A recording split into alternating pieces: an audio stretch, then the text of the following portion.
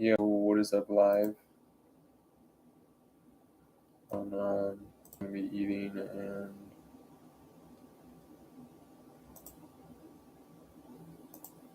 okay, here we go.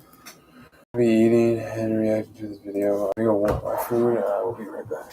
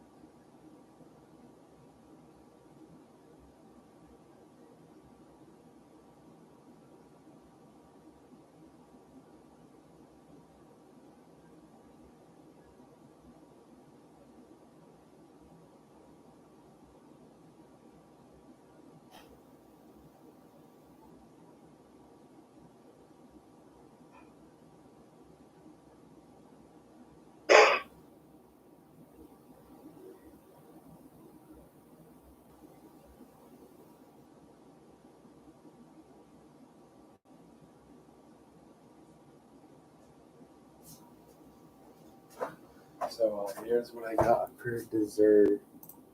I don't know if you can see that. This fucking cake right here my wife got for me. Oh my god. This shit is so good. And then we got some cornbread.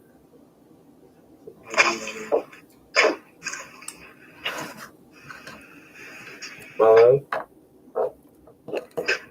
Hello? I'll be right back.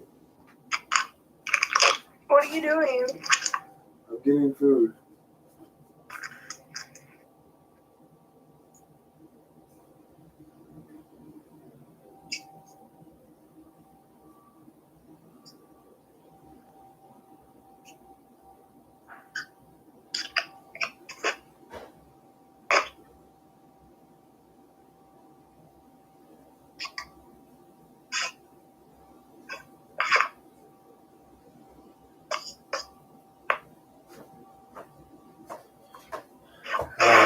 I'm back.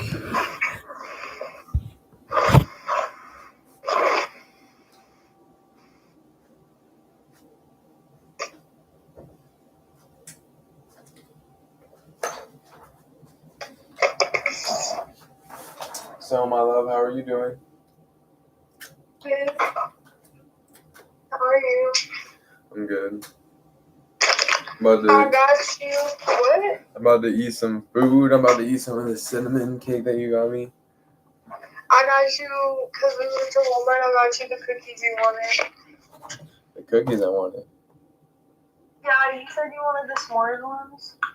Oh, yeah. I bought them for you. Oh my god, those are so fire. Dude, Or my mom got them for you. You gotta try some. I don't want none of that. I really appreciate it. I'm gonna bring it to you when I see you. It's wonderful girl in the world. Alright, hold on, I'm gonna... here we go. Look it, you wanna see my food? Sure. You see, I got a Okay. some vegetables, some potatoes, turkey leg, and then look for dessert. Okay. You already know. Or even a real YouTube watcher. Essentially, an iceberg chart organizes topics from the most commonly known at the top to the most obscure. Look at it. Isn't she so cute? Oh, that's fire. That's fire. Right? And that one too. And that one too. The other one, I like that one.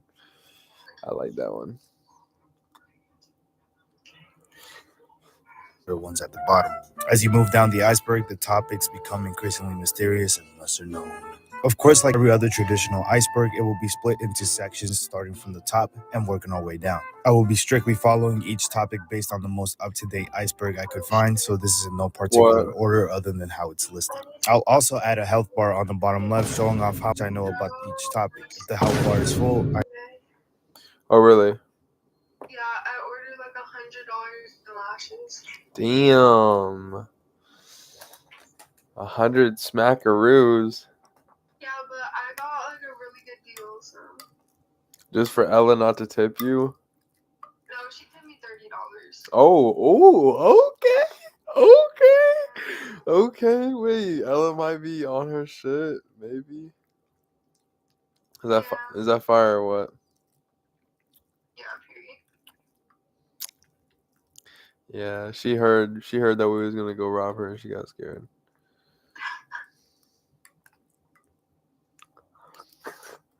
know as much as possible about the topic. If it's completely empty, I know little or nothing about it. One more thing. I want to give a huge thank you to Reddit user One Idiotic Idiot / YouTube's Telemon for providing this iceberg and a lot of clarification on it, as well as for sharing some gameplay clips. I also want to give another thank you to the man himself, M. Dickey, for answering my questions about topics related to him. Enough with the yapping. It's time for the good shit, man.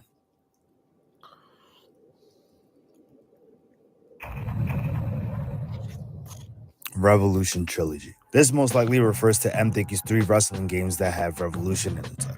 Wrestling Revolution, Booking Revolution, and Wrestling Revolution 3D. 2 of these 3 are his most popular games. These games honestly laid the foundation of his legacy in wrestling-themed video games, creating a very loyal fan base. Matt Dickey in his own games. Bro just likes to put himself in his own games for real. He appears in literally all of his games through self-inserts. For example, in Wrestling Revolution / Empire, he's a promoter for wrestlers. In Hard Time, he's either a civilian or a prisoner, depending how you play. And then there's the M. Dickey show, of course. Those are just 3 examples of the long list of game season. Original characters.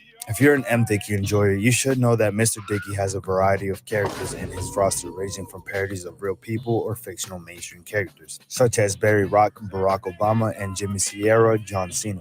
But he also has his own original characters, with his most notable ones being himself, Boomtown, Yap Massacre, and of course, Whack Axe. Interestingly enough, Matt has 2 favorite characters, Whack Axe and Gino White. Whack Axe was apparently made by mistake, kind of like the creeper from Minecraft. Gino White, on the other hand, came from a submission a kid made back in 2001. Mixed reviews. Okay, so M. Dickey games often get a lot of criticism, mainly because of their rough graphics and clunky mechanics, and because they're not your traditional AAA game.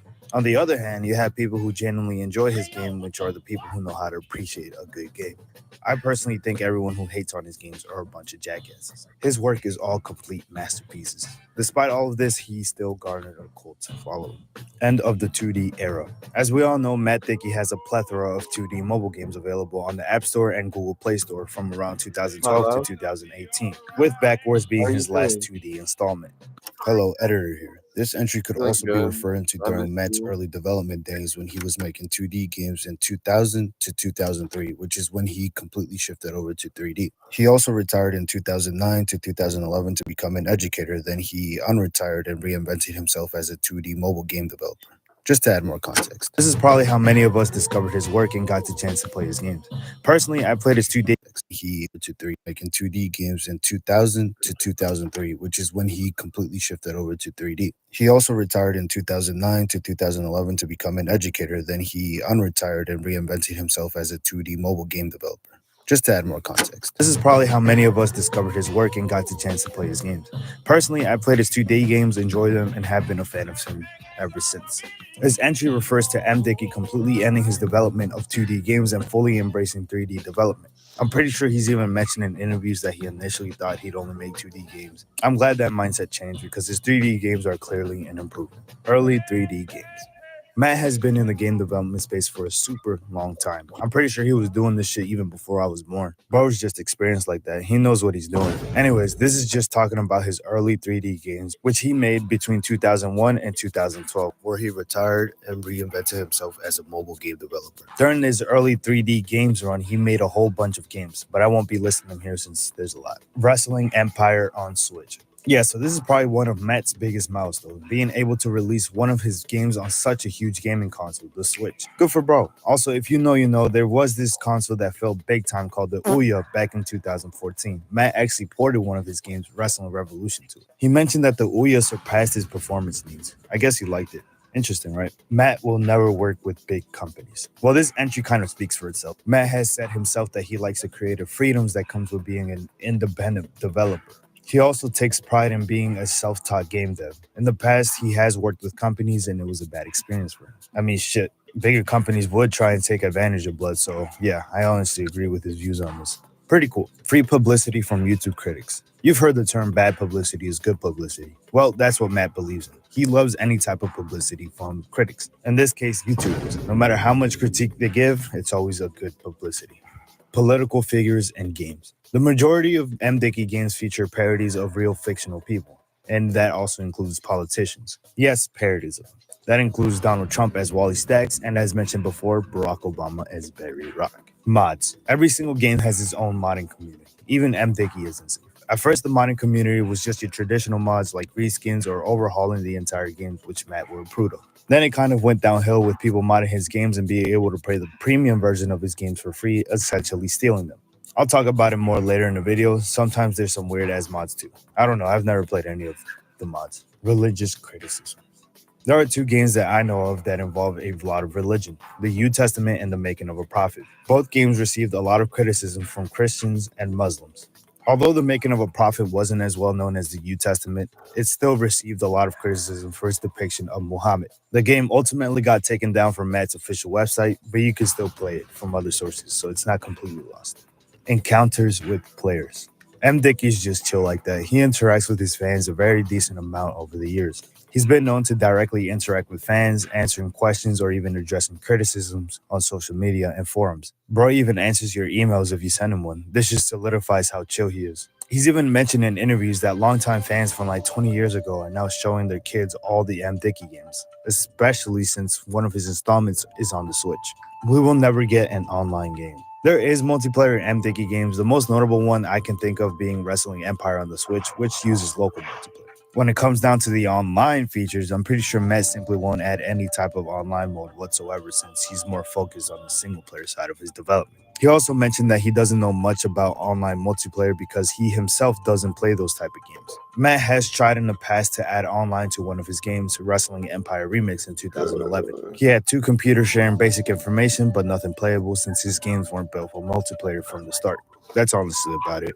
Unnecessary question marks. This could also fall under spelling mistakes since Matt would just add random question marks to his text, even when they aren't questions. I couldn't find an example of this though. $300 Amazon listing. There's literally a book called Sports Reality listed on Amazon for like $339. I don't know why, but it's probably because this is a one-of-a-kind book that was not mass-produced, or it's probably from a third-party seller who marked up the price a ridiculous amount. All I know is that this was written by the Big Dickey himself. Matt is proud of his last name, Dickey. He has a funny last name, Dickey. Get it? Dick, penis. He said his name is like his very own war scar and is proud of his last name. He's the only one who can bear such a silly last name as this one. Matt ends his paragraphs with ... Matt literally ends his paragraphs with ... You can go to his official website and find some examples there. They're very prevalent.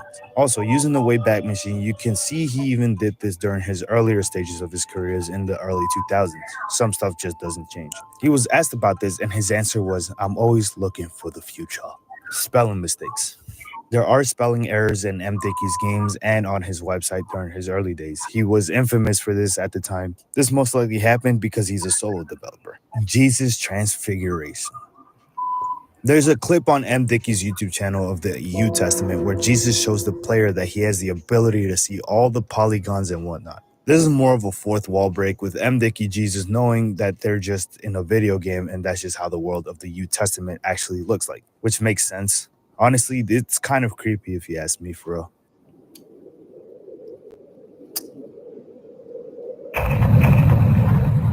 Sportuality.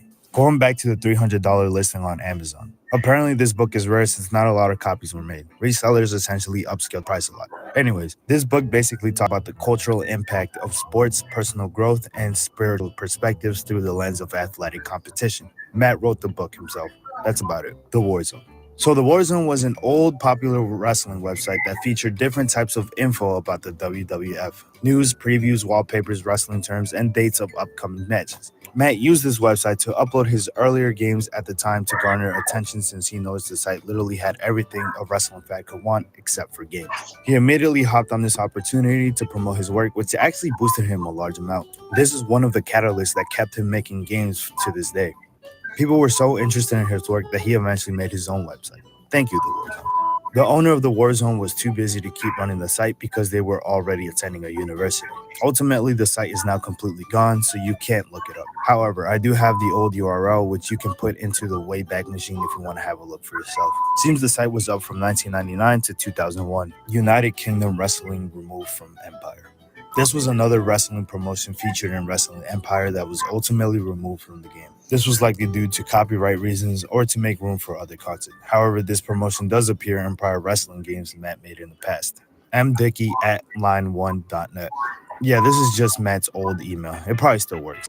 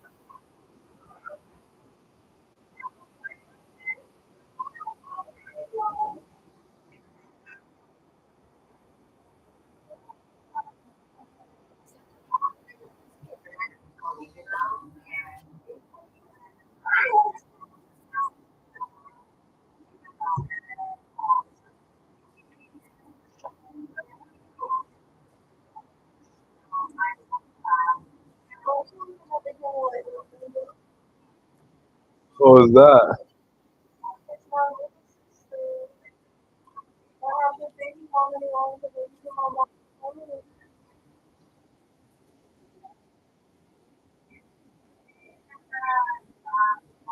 How's the baby doing? Well, like in her day-to-day life. Like,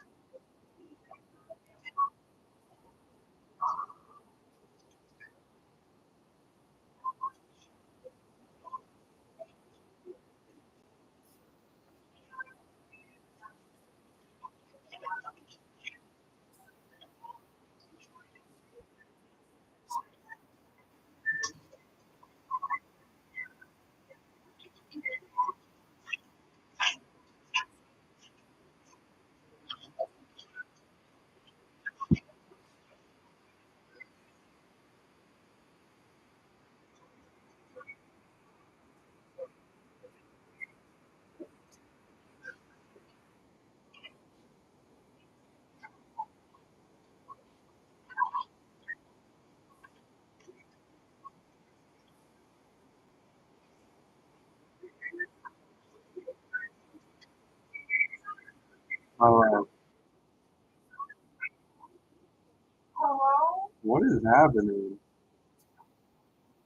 Oh my god, that is so cool. Like, oh shit. And so how long you like looking at the camera, but like, oh my god. No, it's like the clear camera.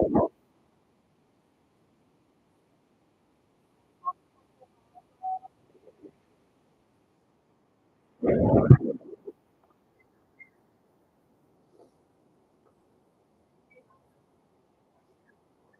hello? Hey,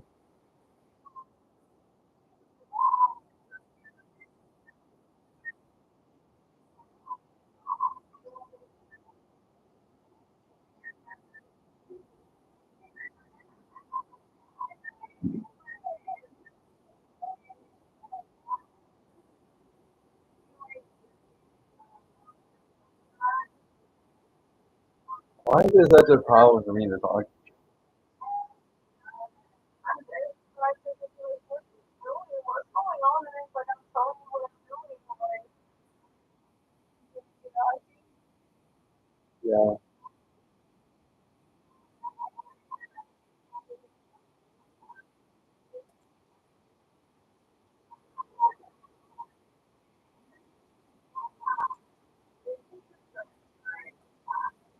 That's kind of what we're on the phone for, right? To talk to each other. Or...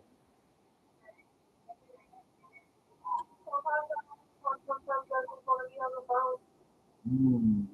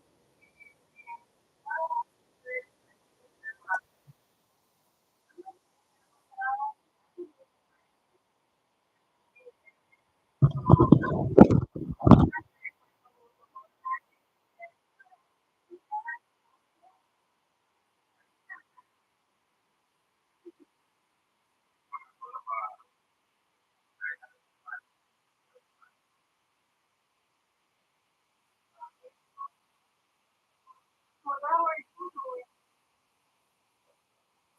Listening to you? Are you right? What's the place on the phone on the bus for? Oh,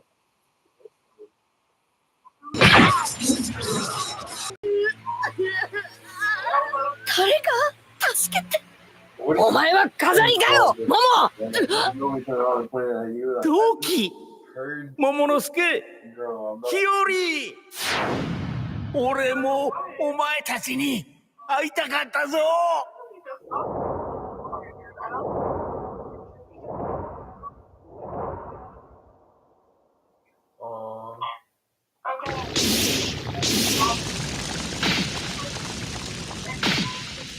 逃げてなんぼの Like, but going on, you just お前が言えよ。偉いんだろうが。こんなにすげえやつらの大将なんだろ。泣いてるだけ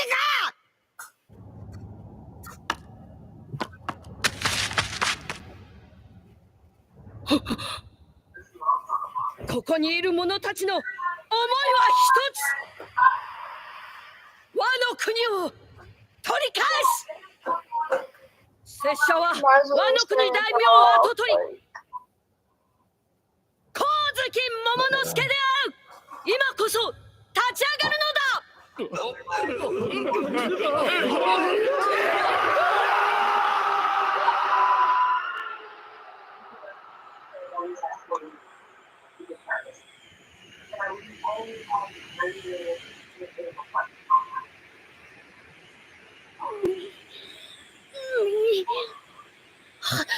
拙者は今何を言おうと、そんなことを言ったら助けてもらえぬぞ。でもみ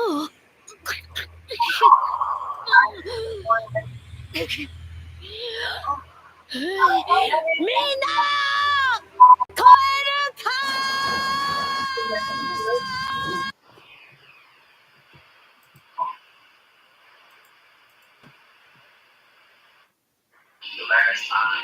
It actually appears during his early website days too.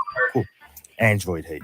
Matt doesn't literally hate Android. It's more of a love-hate relationship since it's where his biggest player base is located, but also where his games get pirated the most. It's easier on Android to get cracked versions of the game without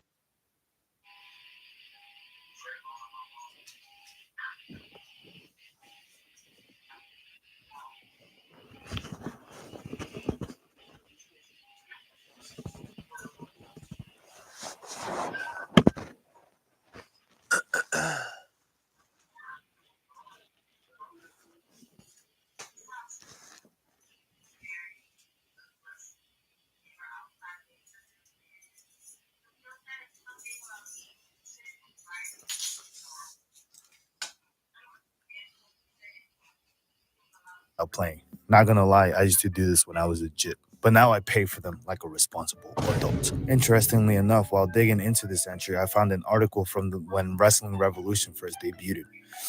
Back then, he was hitting on iOS, stating, performance on iOS was a fraction of what it would have been on the Android equivalent. It's worrying because iOS makes up a good 50% of my business, so I've got this platform that's bad for me creatively, but essential to me financially. This is an old article from like 2014. Since then, his opinion about Android has changed a lot. Makes sense why iOS makes him more money.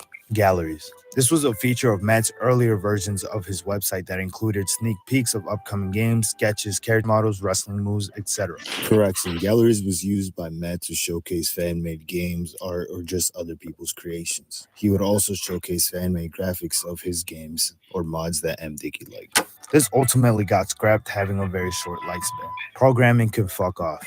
This iconic quote reflects Matt's frustration with coding. He describes it as a necessary evil that basically blocks his creativity. Despite his distaste for coding, he still learned it to make his games. If you're wondering, yes, he did say that programming can fuck off. He shared his opinion on his own website in a Q&A stating, programming is a scientific factor that crushes the spirit and scares away talented visionaries. Shock FM interview. On December 12, 2000, during Matt's Salford University days, he gave an interview to a student radio station called Shock FM. During this, he spoke about his inspirations and the philosophy driving his approach to game development. This is the entire interview on the screen. I will provide a link if you want to have a look for yourself. Dark Basic. Dark Basic is a programming language Matt Dickey used earlier in his career. Before Basic was dark, he was simply just too inexperienced to use it, so his games were strictly 2D in the earlier days. Of course, he became more infatuated with its 3D counterpart, Dark Basic. He stated that he was going to learn a new language, it would be Dark Basic because it would be most rewarding. The first time he used this new programming tool, he had already developed models with animations and a smooth camera system. This got him hooked on what could be achieved with the new language. Championship belt over cash prize. Matt loves wrestling so much that he would take a championship belt over a cash prize, which is funny because he's actually done this before. In February 2001, he was offered money or an exact replica of the WCW United States Championship belt for promoting a merchandise website in his game, Big Bumps. Of course, he chose the belt as you can see here. He claimed that money is only temporary. He's just a chill guy who low-key don't be giving a fuck. Matt imposter in forums. So individuals will pretend to be Matt Dickey and take credit for his games or spread false information, which is surprising because I've never heard of anyone on the internet spreading misinformation in my life. He addressed the situation by saying, "No, I haven't been visiting any forums of any kind. Anybody that writes under my name is an imposter." Thanks for pointing that. The Curse of August.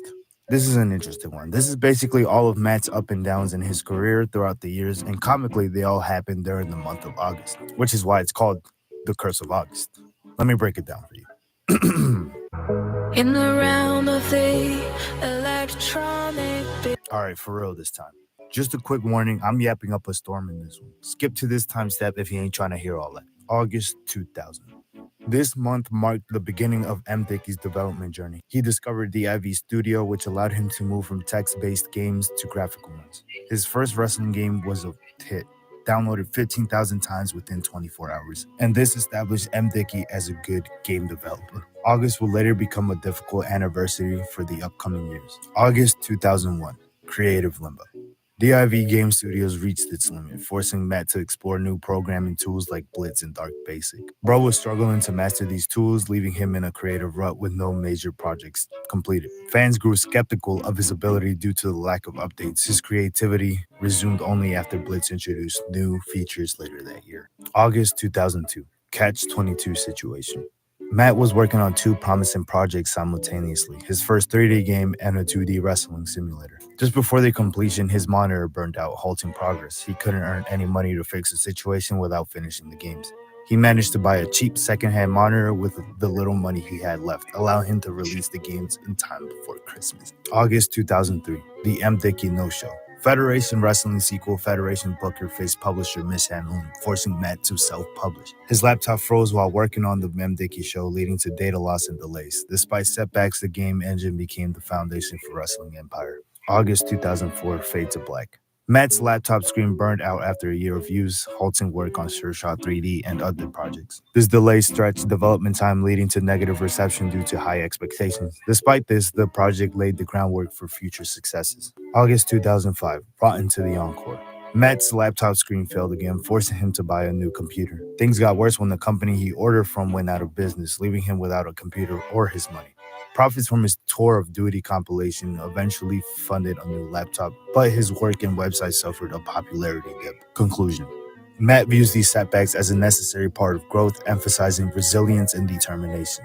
Also, I did summarize the entire situation, so if you want the long-ass details, I'll provide a link to a full forum Matt wrote about this. The infamous mobile fiasco. This ties back to the Android hate entry.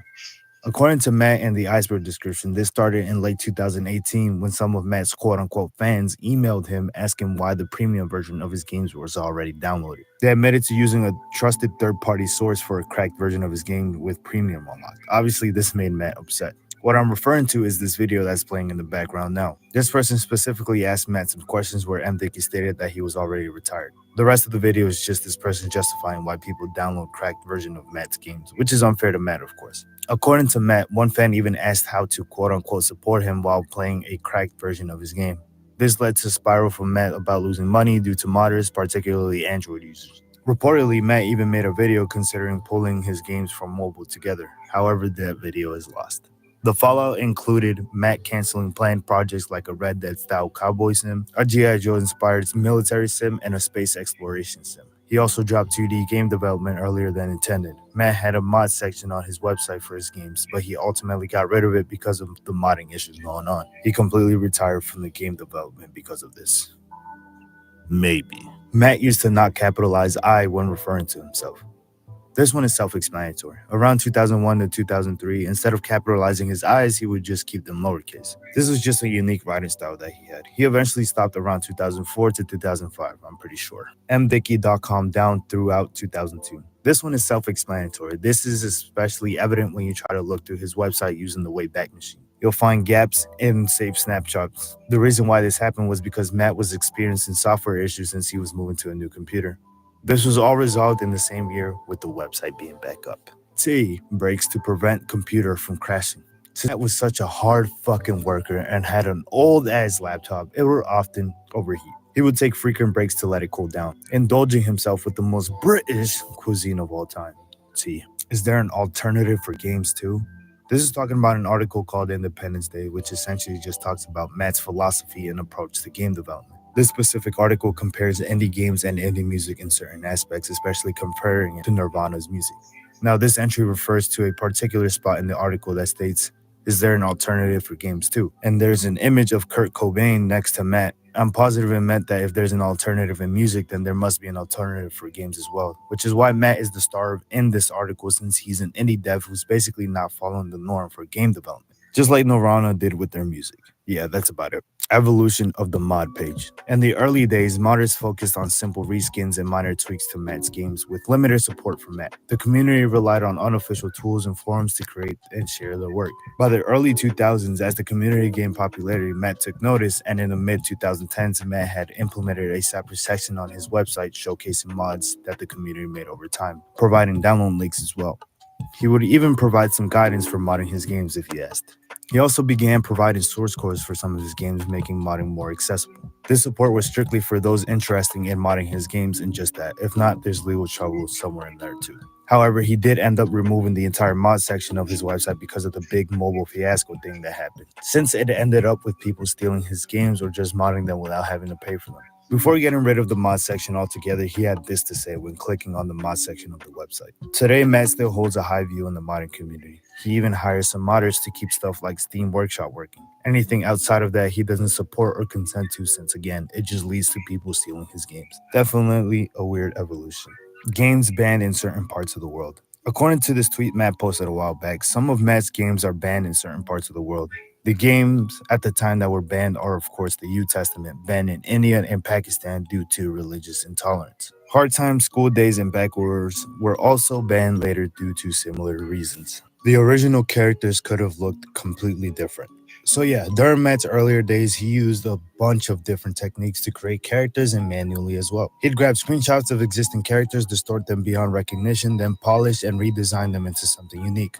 Over time, he shifted to making characters completely from scratch, which gave his games their distinct style. His character generation wasn't fully random, it was more of a semi-random process to speed things up. When he moved into 3D, some characters had to be generated or based on templates to handle bigger rosters. But he still manually refined them to keep his creative vision intact. The characters that we know and love today could have looked completely different during this time frame with him transitioning over to 3D and whatnot.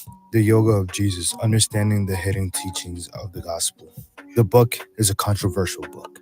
Just like every other thing that involves religion, by Paramahansa Yogananda. It explores how all religions connect, focusing on Jesus' teachings and Eastern spiritual practices like yoga. Matt drew inspirations from this for his games, the New Testament, and the Making of a Prophet. Matt making fun of people at his school. Matt will make games making fun of his classmates at school in the form of a video game. Two examples will be Aslop versus Margaret and Wussy Lee's House Party. There's more, but I'll go over it later in this iceberg.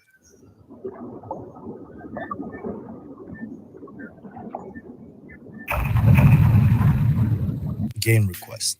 Yeah, Matt used to take in a lot of requests from the community, including adding new game mechanics, ideas, themes, and even new characters. Matt would take these suggestions into consideration for future incorporation into his games. Matt ultimately dropped this because ideas would, of course, become repetitive. He even made a joke post about this that will be mentioned later in the video. Matt has a self-set deadline for the completion of his game, so him just taking game requests while developing games was essentially a waste of time, since a lot of his games took a lot of work to make. Honestly, I don't blame him, since people are too demanding, and if a suggestion made by a fan doesn't happen, chances are they'll just end up shitting on him for it. Yamato. This is referring to a fan art made by Kensei War of a Digimon character, Yamato. Matt used this art during his earlier days. He also made a parody of this character for a future game he had in mind. I'll go over it more in the video. Hard Time Fan Pillow. Yeah, so Matt was given a pillow from a fan that is Hard Time themed. Sometimes you can see it in the background of his videos. That's actually pretty awesome if you ask me. Wplayer.com. This was an old website that would provide 4, 8, 16 to 34-bit game ROMs, including some of Matt's old PC games. The URL is www.wrestlingplayer.com if you want to have a look for yourself through the Wayback Machine, since the website now isn't available. The M. Dickey Emporium. This is just an old modern website. Also, it's the name of the M. Dickey store shown in the M. Dickey Show and Popcorn, TWC4, or the Wrestling Channel. This is one of Matt's most popular mods made by the community. It was so well made, in fact, that even Matt promoted this mod before he cut support for modding entirely. This one is cool because it's a complete overhaul of his game Wrestling Empire 2008, also adding actual real wrestlers from WWE. Nazi mod. This is probably one of the reasons why Matt doesn't fuck with the modding community anymore. Yeah, there's a Nazi mod made by people. This mod in particular modifies Hard Time by altering the game with reskins of tattoos and uniforms with swastikas. Also adding offensive imagery as seen here and offensive characters as well. These particular mods often get taken down relatively quickly by bots or mods on whatever platform they're posted, often leading them into becoming lost. Of course, some stay up. Yeah, this is just some edgy bullshit that people made. Literally, nothing is safe mods and unhinged people making shit like this. Fan official 2D timeline. The M. Dickey community made an official fan 2D timeline, as you can see here. Not gonna lie, I'm not trying to read all that. Touching things. So I think this entry is referring to a fan-made music band formed 2021 by Lil Slurpy Thing in one of M. Dickey's games, that being Pop Scene 2. This whole thing has its own fandom and its own fucking lore, which is actually hilarious if you ask me. It's also funny because its lore is very detailed. It even provides years of events that happen within the band, and the lore even dates to as recent as 2025. One more thing, they even document the songs they've released and explain how well their music performs. If you want to read about this yourself, I'll provide a link in the description.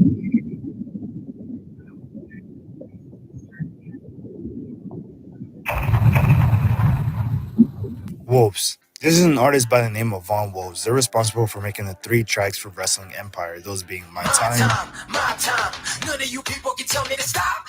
the main theme for Wrestling Empire, Warriors, Hey, let's go, let's up. One time, go get it. the second track in the game, and lastly, Name in the Light, I can see my name in lights. Spark from the heart and it shines so bright.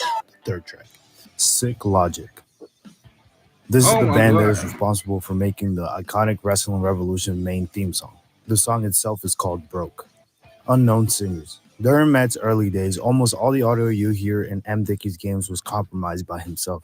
Sometimes, though, his audio involves vocals. What this entry is likely referring to is that sometimes the vocals you hear in his music, the vocalist identities were never disclosed. A prime example would be the Hard Time theme singer.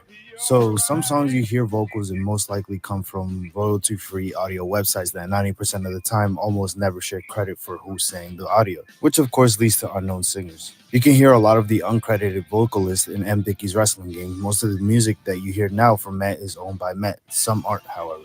School Days original theme. So this is the current audio of School Days.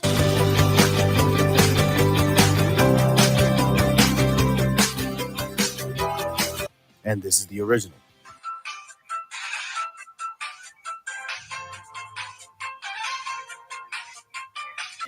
The original audio was from a BBC choice show called Grange Hill 1990, which was a show about school or something, I guess. The audio was most likely replaced because of copyright reasons, of course.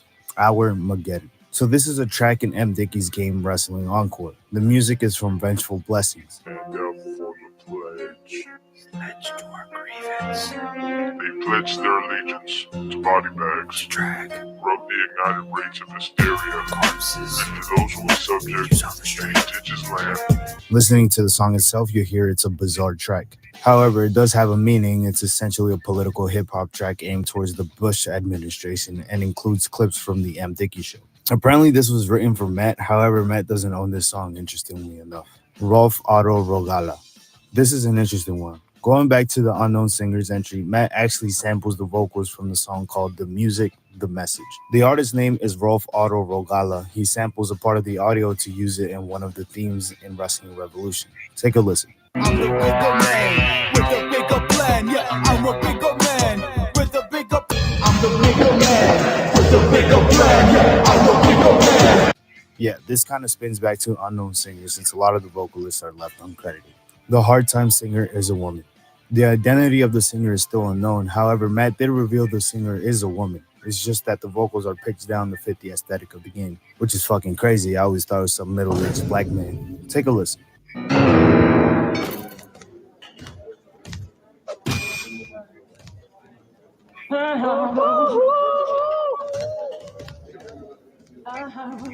Empire Mall. The artists from the website Empire Mall are responsible for making the TWC4 mod for Wrestling Empire. This website was solely dedicated to making mods for MThicky games, a very passionate community at the time. They eventually faded out like other MThicky modding websites. Broke Origins. Matt thought it would be cool to add some professional music to his wrestling game, Sick Logic, a band he discovered from Steve Austin's movie The Stranger. The specific song Matt seemed to like from the movie was called Lifestyles, performed by none other than Sick Logic. Matt liked their music so much that he reached out to them to collaborate on adding their tracks to his upcoming game. Coincidentally, it turned out that Sick Logic were also fans of Matt's work, which worked out great for both sides. They unanimously selected Broke to be the theme song of Wrestling Revolution. Cool, right? School days graduation music.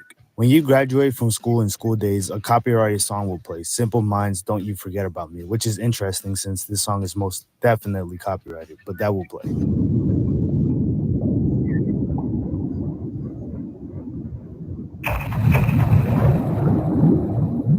Alternate rect modes. Back when people would suggest so much shit to MDicky, a lot of the suggestions were a whole lot of bullshit, like adding a prison mode, a wrestling mode, or literally making a real life simulator. So, to troll the fans, Matt made this screenshot as an upcoming update to his recent game at the time, Wrecked, just to fuck with the people asking for all of this stuff to be added. Extreme English Wrestling. So this was an underground wrestling promotion that was up around 2001 to early 2002. This particular promotion requested MDicky to make a game for them, to which Matt followed through and started working with them on the game. Matt did end up finishing the project. The game was called EEW's Total Annihilation. The experience of working with the promotion was, quote, a thankless job that I have no wish to repeat. They imagined they were doing me a favor. The overall experience Matt had with the promotion was negative. This is probably one of the reasons why Matt doesn't like to work with companies. The website for Extreme English Wrestling is completely gone, so you can't visit it today. Trent's Dirty Session. This one is kind of weird. During Matt's early college days, he had roommates, and this particular roommate by the name of Trent brought a girl over and had sex with her. She was really loud in bed. Matt decided to make a joke recreation game about this event where you mash buttons to make as much noise as possible while the two characters on screen fuck and wake up all the roommates. By the way, I think this is the only gameplay video available provided by the Reddit user, the Sham Woohoo. Mobile games, 15 FPS. During Matt's 2D mobile era and the occasional 3D games, they were all hard stuck at 15 frames per second. Now, this will work on his 2D games since, they're 2D, you really can't tell. However, as for his 3D games, it wasn't good at all since you could just tell. It seemed off to be so low frame rate that people thought that they were the problem. An example I can show you is of Weekend Warriors.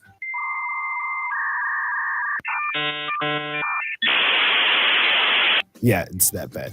There is a solution, which is to increase the game speed, but it doesn't really do much since it speeds up the animations and overall game, making it seem like the frames went up. There is a Steam thread about people sharing their concerns about the low frame rates. Matt responded, but he seemed confused. He did clarify that the animations are 15 FPS. I guess the game is just meant to be played like that. Evolution of the Empire. There's this CD Matt made back in the day called Evolution of the Empire, which included a compilation of Matt's best games from 2002 to 2004. The CD included 6 games: Sure Shot, Big Bumps, Federation Booker, The MDicky Show, Wrestling Empire, and Booking Empire. These games were just the standard versions, but the disc did bring some extra content and multiple bonuses. Among the exclusive content, there were some missing links that could lead to secrets and whatnot. Also, the disc would provide higher quality MP3s of audios that were already in the game. The disc was initially listed at $29.99, then it went down to $26.99. You can buy it on the website Cafe Press. The game was available for purchase from 2004 to 2009, making it pretty rare now since if you try to follow the purchase link, which leads to Cafe Press, they no longer have the product. Matt literally doesn't make physical copies of his work anymore, so it's definitely rare. Here are a couple fun facts. It said that this CD compilation has the uncensored version of the MDicky Show, but it's like a free trial or something like that. The main inspirations for the cover art and the compilation CDs are the pose for the cover clones from the Neptunes for MDicky and Diddy's album We Invented the Remix. Game seizures. MDicky games are no stranger to glitches in games. This specific entry is just referring to something that happened to a player in Wrestling Empire. At first, everything was normal with the usual introduction of all wrestlers, then all of a sudden the game begins to freak out. Everyone begins to have a seizure. I've never experienced this, but it's just your usual MDicky bug. Looking through this thread, it seems that other players have experienced the same bug. WR3D office window. In Wrestling Revolution 3D, you could throw people out of the window and kill them. Yeah, I remember doing this like one time a long time ago, but I don't know if it's true or not. However, this is not possible in Wrestling Empire. I've tried it, and the most you can do is break the window with other NPCs, but that's about it. They don't fall out. Cowboy game. This is one of Matt's scrap game ideas because of the whole mobile fiasco thing. The game would have been a Red Dead inspired game. This game, along with other ideas, got scrapped because of the fallout. Abandoned characters. Since Matt has made so many characters in his dev time, it's inevitable that Matt would abandon or just forget a lot of his least memorable characters. These characters include some of Matt's 2D characters that I don't know the names of, like this short green guy, this lady, and Uncle Drew. Another character that I feel has been forgotten is Scally, since he hasn't appeared in any of the recent 3D games Matt has made. Also, there are some 2D lost slash unused faces, as you can see. Not gonna lie, they look creepy on their own. Time loop. There's time travel in M. Dickey's 2D games, starting from Super City to Actualize and, of course, Backwards. This is referring to that exactly, since, Backwards exists, the present tries to take over the past because if the zombies of the present fail, the past will continue, then it repeats. If the present wins, well, it repeats again since the future comes back, and so do the zombies. Yeah, it's a whole thing. So it's just a time loop. There's more detailed lore to this, but this was my shitty explanation. Pop Scene 2 almost didn't happen. Matt didn't want to make another remake for another remake of another industry sim since he's a man of innovation and originality. Matt made an exception for Pop Scene since it deserved another remake one last time as it was his most popular concept outside of wrestling. After letting the game sit on the sideline for 4 years, he finally decided to develop Pop Scene 2 using the best engine he had at the time, and the rest is history. Wrestling with the truth. In 2004, Michael Jackson was charged with some serious crimes. Initially, in 2003, he was charged with 7 counts of child molestation and 2 counts of administering an intoxicant agent for the purpose of committing a felony. Then in 2004, he got additional charges, which included conspiracy involving child abduction, false imprisonment, and extortion. These charges were related to allegations that he had molested an 18-year-old boy. Michael Jackson pleaded not guilty to all charges and was acquitted on all counts on June 13, 2005. Damn. And when I was a kid, I thought Michael Jackson was a girl. Anyways, why did I tell you that? Well, Matt decided to make a fucking DLC demo by it called Wrestling the Truth. Essentially, you play as Michael Jackson and wrestle your way through all of the allegations by wrestling 5 of his biggest critics. Apparently, this got big enough to stir some headlines to the point where there's a newspaper article about Matt making this game. In this article, you can see a snippet of the game. Honestly, this is pretty funny if you ask me, but it's got a good sense of humor. Super Lucky Dream Water. This was an idea Matt had, which is basically a capture the flag type of game with water or something, reading off of the description. As one of several prisoners in a desert camp, you must get to the enemy's small water supply often enough to survive. At the time, him having random ideas, he liked to name them Lucky Dream for some reason, but yeah, that's about it. Rigor Mortis. Another idea Matt had, Tetris with dead bodies, reading off of the description again. Rigor Mortis would have been a version of Tetris that replaces the familiar bricks with wriggly shaped dead bodies. Yeah, a lot of these ideas never left the idea stage. PC Format Xenon Lost Source Code. PC Format made their own version of a game called Xenon. According to MDicky, they held a competition to see who would make the best mod for their game. Whoever made the best mod for their source code would be sent over to the E3 show to show off. Unfortunately, there was a problem with the source code that only Matt could work around, so they unfairly abandoned the competition for everyone. I couldn't find any evidence of PC Format holding a competition, however. Wrestler's Story. This is another idea that Matt had, which he actually would have followed through with. Anyways, the game is about a Japanese person going to the US to seek greater fortune and ending up in the wrestling industry. The MC would have been based off of the Demon character, Yamato. The concept, however, didn't get completely scrapped since Matt kind of implemented its career mode into his newer wrestling games. Ian's Intense Home Wrecking Challenge. Matt said that he could make endless amounts of jokes about this one was an exception. He had to make it. Ian's Intense Home Wrecking Challenge is about one of his roommates who loved to drink a lot of alcohol and fondle/go for already taken women, which is why the title of the game makes sense. WR3D Data Loss. Apparently, Matt lost some data when making Wrestling Revolution 3D. I legit couldn't get any more context about this. I asked Matt himself about it, and he said, I don't recall any specific issues with Wrestling Revolution 3D. However, Matt did mention that something like this happened to his 2D games, which got their files corrupted and were almost lost forever if Matt didn't salvage the files. Also, something similar did happen to MDicky during his early days when entire computers stopped working before he even had the chance to back up his files. This is literally about it. Family Christmas, Bart Simpson. In the game Family Christmas, there's a cheat to turn into Bart Simpson by pressing B on the keyboard. Virtual CVG. A demo for the AI Matt developed. It featured sprites walking around. Matt made a game called CVG Strikes Back based on his experience during a computer and video games course. The game features sprites walking around. This likely aligns with this entry. Post-mortem cutscenes in games without pro license. The NPCs, or rather the game, literally kills you for not having the pro license. In the wrestling games, you get fired from your promotion for not having the pro license. I remember this happening to me when I was a kid playing his 2D games. Matt had this to say when people called it out. Lock, door, and Empire. In Wrestling Empire, when you roam into the office, there's an alternate exit door that you can't actually use. It's just locked for some reason. However, NPCs can go through it, but that's about it. Unreleased features.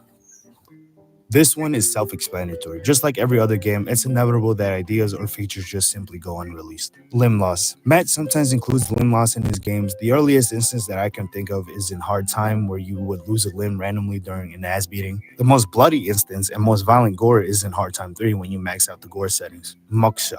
This is the first ever game Matt put on mobile. It's kind of a bizarre game where you try to click words on a wheel. If you try and download the game now, you can't because it's very outdated, which I doubt will get an update anytime soon. This game is often regarded as Matt's worst game. Yeah, I remember playing it as a kid. It was butt. Screw you. Another game idea Matt had where everyone literally drops everything and beats the shit out of each other at any time because in this world, everyone watches too much wrestling and it becomes the norm. The idea wasn't completely scrapped since the concept of fighting at any time is literally in all of his games that involve combat. Super Dream Footballers. Another idea Matt had about amateur soccer players who travel the world and play against locals and whatnot. I think this eventually evolved into Grassroots. Sure Shot Death from Above. Yes, another idea that Matt had. To add another entry to the Sure Shot series, this time you shoot things in the air into safety, like your fellow soldiers are flying to their death, so you just shoot them into a nearby mountain for some reason. Fuck this, let's play. Yet another unused idea Matt had, similar to Screw You, but this time everyone drops everything to start playing sports with random objects. For example, baseball with a gun and grenades during the war. No, this isn't the end of his ideas in this section. Time dilation. Time slows down or speeds up in Matt's games. An example would be in Wrestling Empire, 10 minutes in free roam equals 10 in-game hours. During a match in the arena though, 10 minutes equals 10 in-game minutes. Another example would be in Hard Time 3 where a sentence of 20 days or something like that translates to 10 in-game years since the kids you have in the game grow relatively fast. Tie-ins. This likely refers to all of Matt's games tying into each other, with recurring characters from previous games appearing in the next game, and the bit of lore the game provides tying them together. A good example I can give is literally backwards, since, the present goes back to the past because of the zombie apocalypse and extra lives. Sometimes the NPCs will randomly give you lore, like in School Days, they'll say something like, "Did you know that our school was a prison before it became a school?" This gave the community the opportunity to come up with a timeline of all of the M. Dickey games, since they basically tie into each other somehow. It's confusing as to how, since there's not much lore in Matt's game, so kudos to them. CS Office. In School Days, the receptionist background is a screenshot of the map office in Counter-Strike. Literally. Rocky game. Matt made a Rocky game as a tribute to the Rocky movies. At the time, it was considered the best Blitz game so far. It caught the attention of the small publisher at Digicon. The game was only available for 1 year. Uncensored M. Dickey Show. Right, so the M. Dickey Show has an uncensored version. Now, this version of the game is considered lost media. Kind of. The community was able to track down some of its contents of the game. People have tried reaching out to Matt to see if he has the files for the game, however, he also lost the files. He even stated that even if he did have them, he wouldn't share them since they're too controversial. The uncensored version of the game is said to have more gore, uncensored dialogue, and uncensored new characters. Currently, there is one available screenshot of the game itself, which shows a new character in the M. Dickey Show. The Reddit user The Sham Woo posted this screenshot in the M. Dickey Rest subreddit. It is believed he has a copy of the uncensored version of the game, but it's unknown if he will provide a copy of it. This person also found in-game audio. There's more lore to this game that I don't feel like looking through. Feel free to look at it yourself. I'll provide a link to a wiki providing more details about this. The actual first game. Believe it or not, Matt used to make physical games like actual toys type shit. In the late 80s, he made a game called The Pin Visor and Dice Fighting, which is probably his first wrestling style type of game. Then in the late 90s, he made a wrestling card game and a wrestling board game. This just shows how creative and how much of an innovator Matt is. Bret Hart's Revenge. This is Matt's first release game that involved wrestling. It's believed that Hardy Boy Stunts Challenge is his first game, which is incorrect. This can easily be confused since, Hardy Boy Stunt Challenge is what started it all for Matt. Both games were made during the summertime. Lost. Yeah, remember I said the ideas weren't done? Yeah, this is another one. This one revolves around contestants who have been dropped into a random country and they have to try and find their way to whatever country is the goal. Who Wants to Lay Smackdown? This is like Who Wants to Be a Millionaire, but where you compete in a gauntlet wrestling edition. This game almost came into existence, however, Matt thought it was pointless since you don't actually win anything worthwhile. Stalker. This one was inspired by the film Cape Fear, where you play as the father getting stalked. This would have been a horror game, which is interesting since Matt hasn't made any horror games. Suicide Kings. In a world where people can't commit suicide, they turn to an organization called Suicide Kings that can do it for them. Consensually, of course. However, it is no easy task to accomplish since there are do-gooders in this world that are completely against this said organization. Protesters, if you will. They serve as obstacles. The Last Ride. A racing game using cowboys on horseback instead of vehicles. Like Road Rash, the races would be violent, with the outlaws pulling guns on each other. They could be racing for anything, ranging from treasure to land.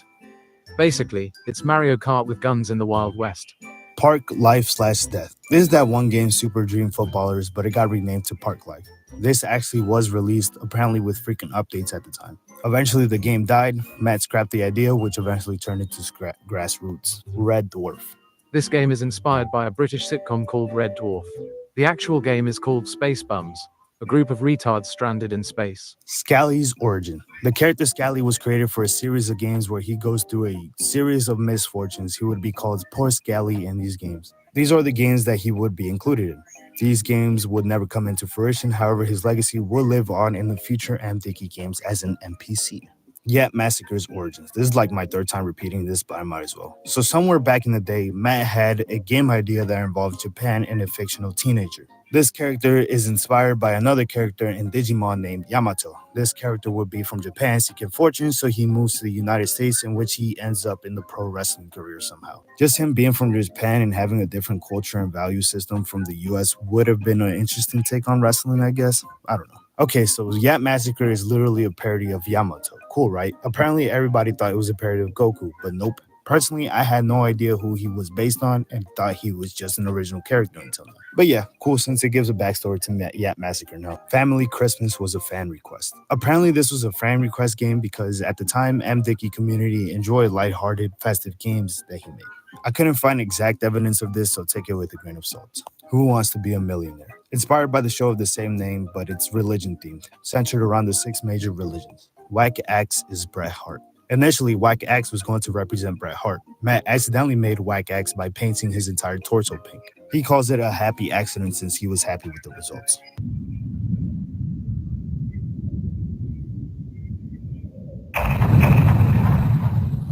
Matt on homophobia. Contrary to popular belief, Matt is not homophobic. I've never heard of bro ever being this way. There's a quote in his book, Spirituality.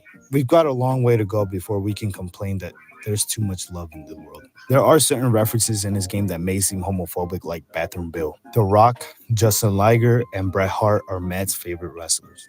These are Matt's favorite wrestlers. This is evident since he's made games of The Rock and Bret Hart. I always thought it was only The Rock since he said it explicitly in interviews and whatnot. Super Mario Odyssey saved Matt's career. In 2018, with the whole mobile fiasco thing and a loss of passion for game development, Matt was completely set on retiring from game development with zero intentions of coming back. In 2019, Matt had more time in his hands to play video games for entertainment for the first time. He found himself playing Super Mario Odyssey on an airplane, and it reignited his passion for video games himself, which then reignited his passion for game development. This also inspired Matt to develop a game for the Switch. Kudos to him. MD logo will stay the same. Well, this one is self-explanatory. Dicky's logo is way too iconic now for any change. I like the design of the logo personally. It fits perfectly with Matt and his unique game development style. South Ford Student Direct. In March of 2003, Matt's university essentially made a newspaper about Matt and his game development at the time. This is the first time news was written about Matt and his games. In the said newspaper, it even features one of Matt's games, Rocky. Tower House, Lucy Tower Street, Lincoln L1 1XW.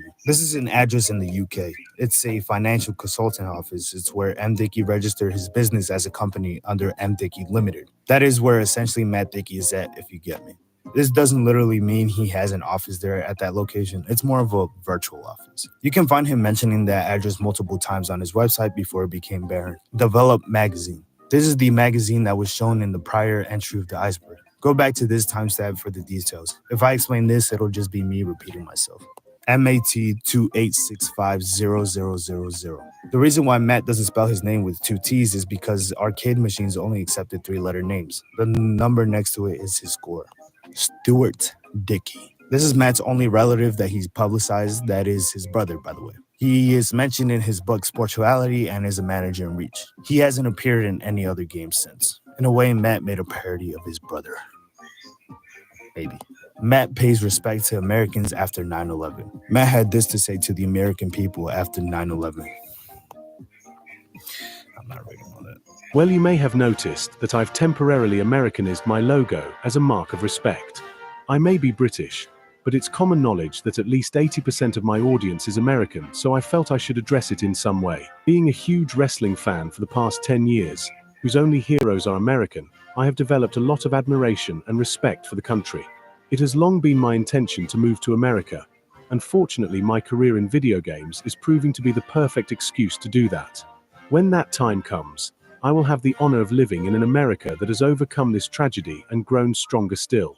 This is the first time I've heard a Brit respect and admire the US. Inspiration for the Interactive Generation. This is a book Matt wrote in November of 2009. It's about Matt and his journey in game development, how he went from a kid dreaming about this job to an adult living it. Matt writes about his experiences and whatnot that shaped him to be the person he is today, almost like an autobiography. Maybe it is. Adrian Gibbons. This was a British man who unexpectedly died at the age of 63 in 2014. He was a teacher at Sir John Nethorpe. What in the British is that name for a school? He was a fine footballer, a family man, lover of quizzes, and a very nice chap. There's a tribute to this man in M. Dickey's game, School Days. I'm not too sure who this man was to Matt, but I'm pretty sure he was a late teacher or mentor of Matt, which explains the tribute in his game. A fear is the ignorance of atheism. This is another book M. Dickey wrote about the ignorance of atheism. He argues against the belief of atheism. As the book states, he argues that atheism is just a fear of religion. There is more to this, but the title of the book is self-explanatory. Salford University. The university Matt went to. 6 Lambert Road, Grimsby. This is an old address where Matt used to live. People found it for some reason when he started to become more well-known. He, of course, doesn't live there anymore. Matt Dickey name change. Matt changed his name from Matthew James Dickey to Matthew Joseph James. Now, this is evident from public business documents. Apparently, he was asked about this and he denied any name change. This was likely only done for his business as an alias.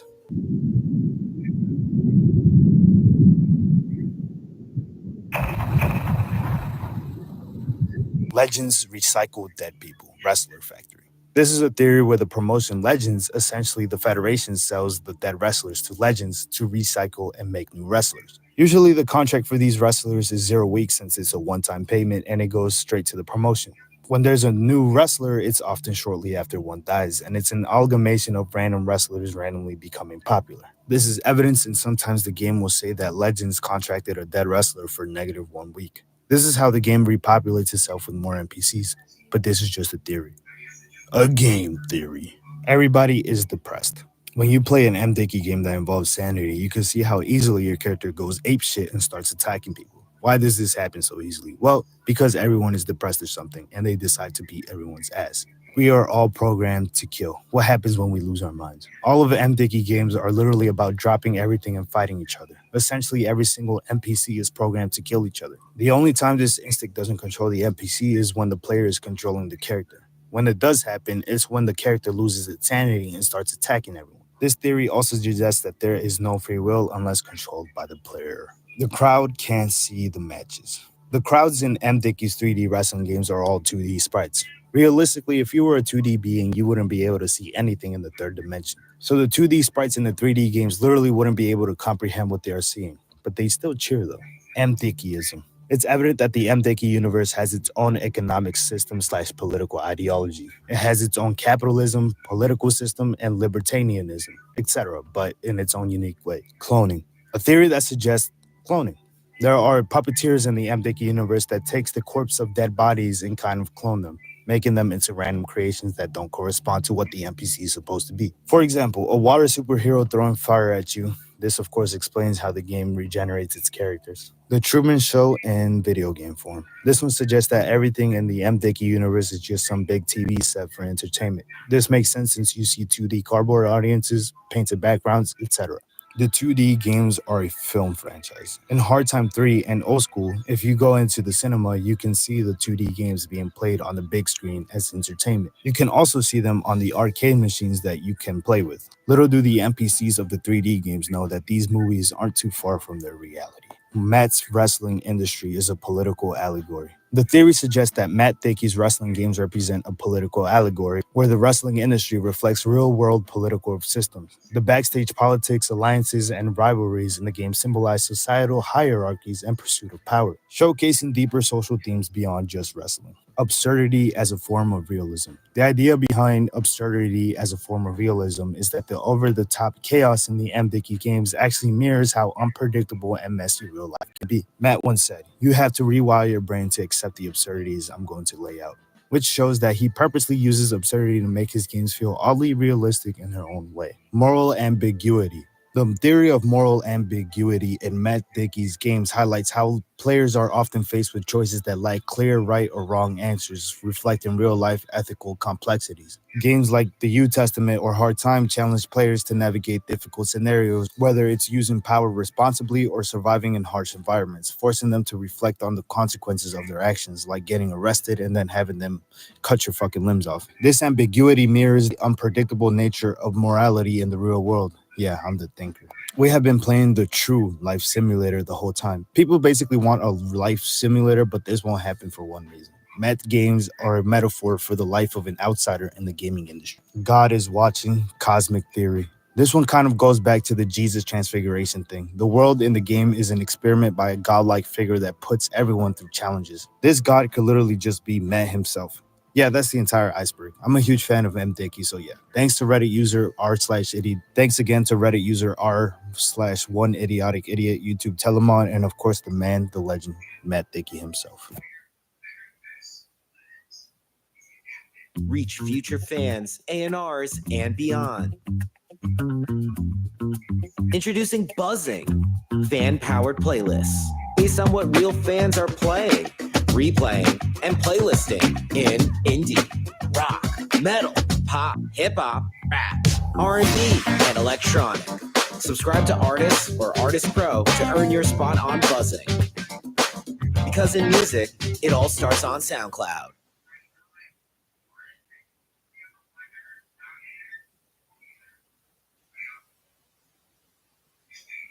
This spot is that girl for salads, wraps, and everything on the go. It's drive-through only, everything is made to order, and all the items are less than $10. Any salad can be made into a wrap, and baby, these lemonades are top tier. If you want a healthy option on the go for the low, this is your place.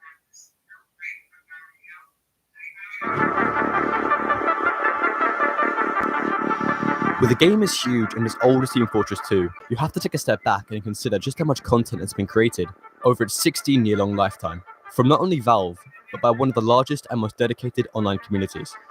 If you're familiar with the term lost media, then I'm sure it won't come as a surprise to know that a vast amount of TF2 content is known to be lost or has been genuinely forgotten. But with the recent leaks concerning unreleased TF2 assets, I don't just mean unseen updates, such as the well-known TF2 beta builds. When I mean TF2 lost media, I'm talking about the obscure gems ranging years back that are only evidenced to exist through a fractured breadcrumb trail of footage, or the vague memories of long-time players. So today you can just about expect what I'll be covering. This is the hunt for the deepest pieces of TF2 lost media.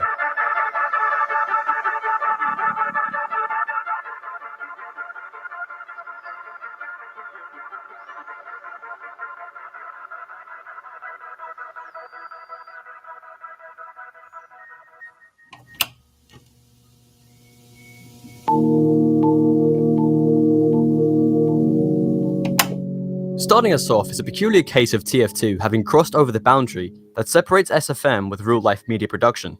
In early 2014, a media production company named Happy Little Guillotine Studio had the idea of creating a completely original TF2 web series that would feature a whole production process, including voice acting and potentially live-action casting.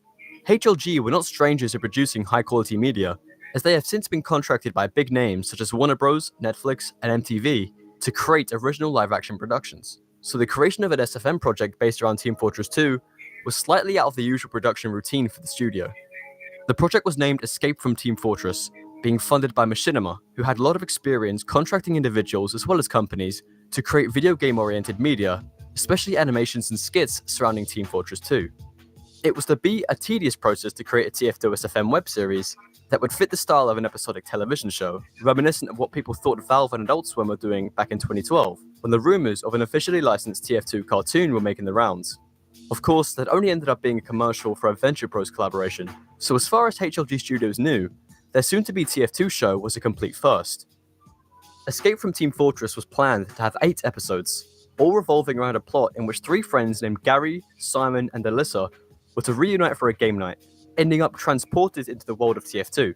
Somewhere along the series, Alyssa would be captured, resulting in Gary and Simon teaming up with other people transported into the game, referred to as normies, to rescue Alyssa and somehow return to their normal lives. As well as the general plot synopsis, the IMDb page also contains a casting section, where we can spot very strange roles that were not referenced prior, such as Mental Gen being voiced by Yuri Baranovsky, the co-founder of HLG Studios. Production of this web series was extremely ambitious, with each episode being written, produced, and even voiced. However, only 1 episode was actually animated, before the series ran out of budget with Machinima refusing further funding.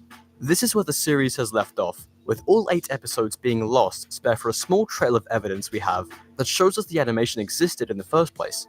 We can confirm that Escape from Team Fortress was indeed in production during early 2014, as found Facebook posts from May of that year show multiple images of the production process, mainly voice acting, since we can see actors in recording booths, as well as producers and audio specialists.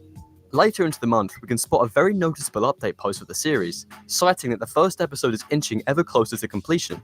Contained within this post is a screenshot of said first episode, which up until more recent developments was the only existing visual media of the series that proved the animation itself did indeed exist.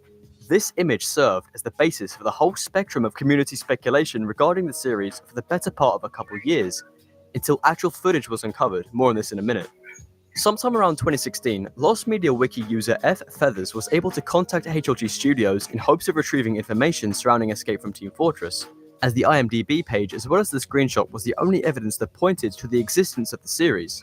Upon contact, HLG Studios did indeed clarify that the budget had run out, leading to cancellation, and that a crowdfund may open if people wish to see the further 7 episodes. They also said that the first, fully completed episode may be released as a sort of community favor if people wished.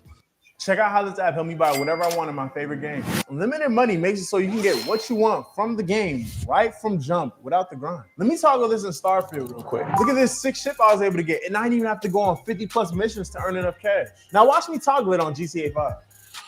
Bro, do you know how many heists it would have taken me to get all that cash? Download WeMod and see for yourself.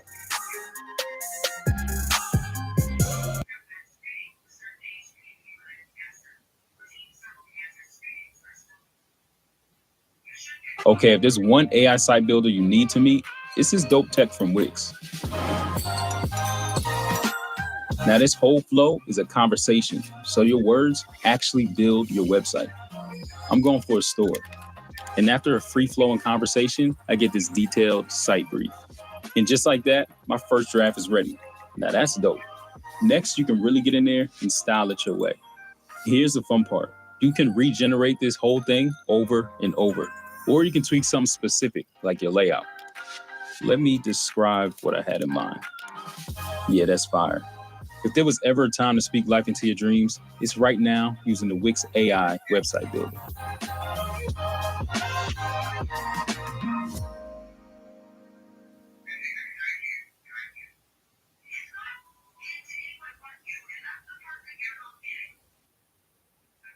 But as far as we know, the crowdfund campaign, along with the official release of the first episode, never occurred. Now, the biggest discovery in the search for Escape from Team Fortress was a HLG Studios project reel that included small portions of the fully animated first episode, said to be uncovered by Lost Media Wiki user Martin ATHF sometime around 2017, as this was when the reel was added to the wiki page, although it may be slightly earlier. Regardless, this reel contains the most evidence of the web series so far, even up to this day, as its nearly 10 seconds worth of complete animation gives us an amazing perspective of what this series could have been. It should be noted before we look a little deeper that this reel is composed entirely of live-action projects that HLG Studios were producing at the time the first episode was completed, spare for the short segments where Escape from Team Fortress is presented. This further solidifies our ground that the studio's involvement with SFM and Machinima was a first and a highly ambitious project. But I beg to differ. Let's tear open this animation. To begin, we have exactly 8 scenes shown throughout the reel, each lasting from about a second to a second and a half each. They're all very dramatic, quick, and contain a lot of flashing colours and fast-paced action. Our first scene involves a spy character wearing a paper hat, acting particularly shocked at something, which I believe is this menacing-looking shadow that appears to be an in-universe engineer. Since the spy is one of the 2 characters featured in the reel to consistently appear across all scenes, I can guess that he is either Gary or Simon, according to the plot synopsis. The next scene features many different mercs and characters, all of which are on the red team. What's interesting about this scene is that it establishes a boundary between in-universe characters and those who have been transported into the game, seeing how our named characters are on the blue team with the mercs on red. Another interesting thing is the strange lineup we have going on here.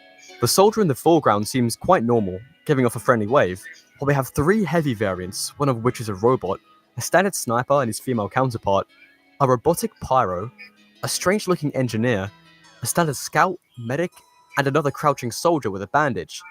This seems to me like HLG Studios were using TF2's large selection of customization options to actually develop characters out of the in-universe mercs, which would have been a particularly interesting thing to see unfold, albeit quite strange. The third scene involves a spy and a scout, which we have already assumed are the main characters, Gary and Simon, and their sudden, almost panic reaction to the TF2 universe. The scene has the 2 looking like they're defending themselves from the mercs, revolving the camera around a scared spy and an offensive scout. I'm not going to go out of my way to name these 2 who I think they'd be named, simply because my judgment on who is Gary and who is Simon just falls down to who I think would be who. Personally, I say that Spy is Gary and Scout is Simon, but for convenience sake, I'll just call them by their class names. Throughout the reel, and this scene in particular, Spy seems like the scaredy cat kind of character who is completely dumbfounded by what's happening to him, and Scout seems like the cautious but distinctly cocky type. We'll see this dynamic play out further in the coming scenes. Our fourth scene 100% confirms that our main characters are definitely trying to avoid the in-universe mercs, with Spy and Scout desperately trying to run away from a pursuing Red Scout, Soldier, and Heavy. We can see my presumed personality of Spy basically confirm itself here, with his panic and clumsiness, tripping up as Scout is attempting to tell him something. What's interesting as well about this scene is the multiple blue team bodies scattered across the ground, which can mean that our main characters share the team with in-universe mercs, or that the entire team is composed of those from the real world. This could be a possibility, as the synopsis refers to other people being transported into the game. If this is the case, well, whether those people died for real is uncertain. The fifth scene has Red Scout hitting our main Scout over the head with a bat, after what appears to be some sort of cocky remark. Not really much to say about this scene other than it drives home the slapstick and comedic feeling this series has, as well as the fact our main Scout appears to be quite cocky to line up with his in-universe character. This could have been a major plot point, with our main characters slowly shaping into the ones they have taken the forms of in the TF2 universe. Now the sixth scene is interesting, as this is the first appearance of another neutral character on the same team as our main cast. Out of the listed names in the synopsis, I personally don't believe this sniper is Alice, as it's stated that Alice is kidnapped, so the series must revolve around that plot point somewhat. I think this sniper is another individual who was transported inside the game and had teamed up with Spy and Scout, Gary and Simon, in order to fight back against the mercs and progress the plot somehow. It proves an interesting story, a phenomenon of people being transported into TF2 that isn't just focused on our main cast of characters. The slap here could be some sort of slapstick joke, or something a bit more emotional. Although seeing this series so far, I doubt something like that would hold much weight. The seventh scene flashes past immediately, but is quite funny. It simply features Spy being blown to smithereens with a Demoman sticky bomb. It's obviously not our Spy's death scene, as this is the first episode after all. So this scene confirms our previous question about whether dying in universe means death in real life. Characters from the real world that die in this TF2 universe simply respawn like every other character. Relieving news, as earlier we'd seen multiple blue corpses laying on the ground. Would be funny though. And at last, the final scene simply shows Spy and Scout screaming at the top of their lungs. Typical movie trailer type stuff, nothing much else to really say, other than this scene is perhaps the least interesting out of all the scenes so far. Although it does say something for sure, and that's the fact this first episode is probably filled to the brim with all sorts of panicked dialogue, scared faces and confused characters. And that basically wraps up all of the notable evidence for Escape from Team Fortress as of this current date, because all the updates we've really received from HLG Studios in relation to the web series is this sneaky little Facebook post from 2019 that serves as some sort of advertisement, stating that sometimes we even make cartoons out of other people's cartoons, with a screenshot of the mercs we've already seen. If you'd ask me, I think the studio has long since forgotten this project, as I doubt their contract with Machinima has lasted this long, around 9 years from the start of production. Although it's definitely been cancelled by now and there's basically no chance of the series resuming production, the full animation for the first episode, as well as the production assets for the remaining 7 episodes, are still out there. These assets could include items such as storyboards, voice recordings, scripts, and other planning stuff that would really show what this series could have been. We're extremely lucky to have actual animated footage as well as screenshots for this show, and even confirmation from the producers that it exists in the first place. But for now, the first fully animated episode, as well as the completed assets for the remaining season, are still lost. As I said, there is a very low chance the series picks back up again, but here's hoping that the studio still possesses everything related to Escape from Team Fortress, and they'd be willing to release it in the future. Do you need a free and easy way to capture your gameplay? Introducing Outplayed. Record anything on your PC. Highlight reels, let's play sessions, mod showcases, game reviews, speedruns, and anything else on your monitor. Capture your game highlights automatically or with a custom hotkey. Cut, clip, and edit your gameplay to perfection with Outplayed's intuitive editing tools. Share your gameplay footage with a single click. Outplayed is lightweight and easy to use. Outplayed. Game recording made easy. Download for free now.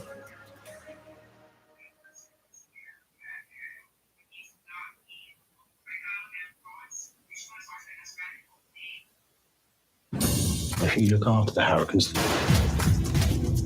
they will look after you. It's the New World Order. Moblad. All episodes now streaming on Paramount Plus.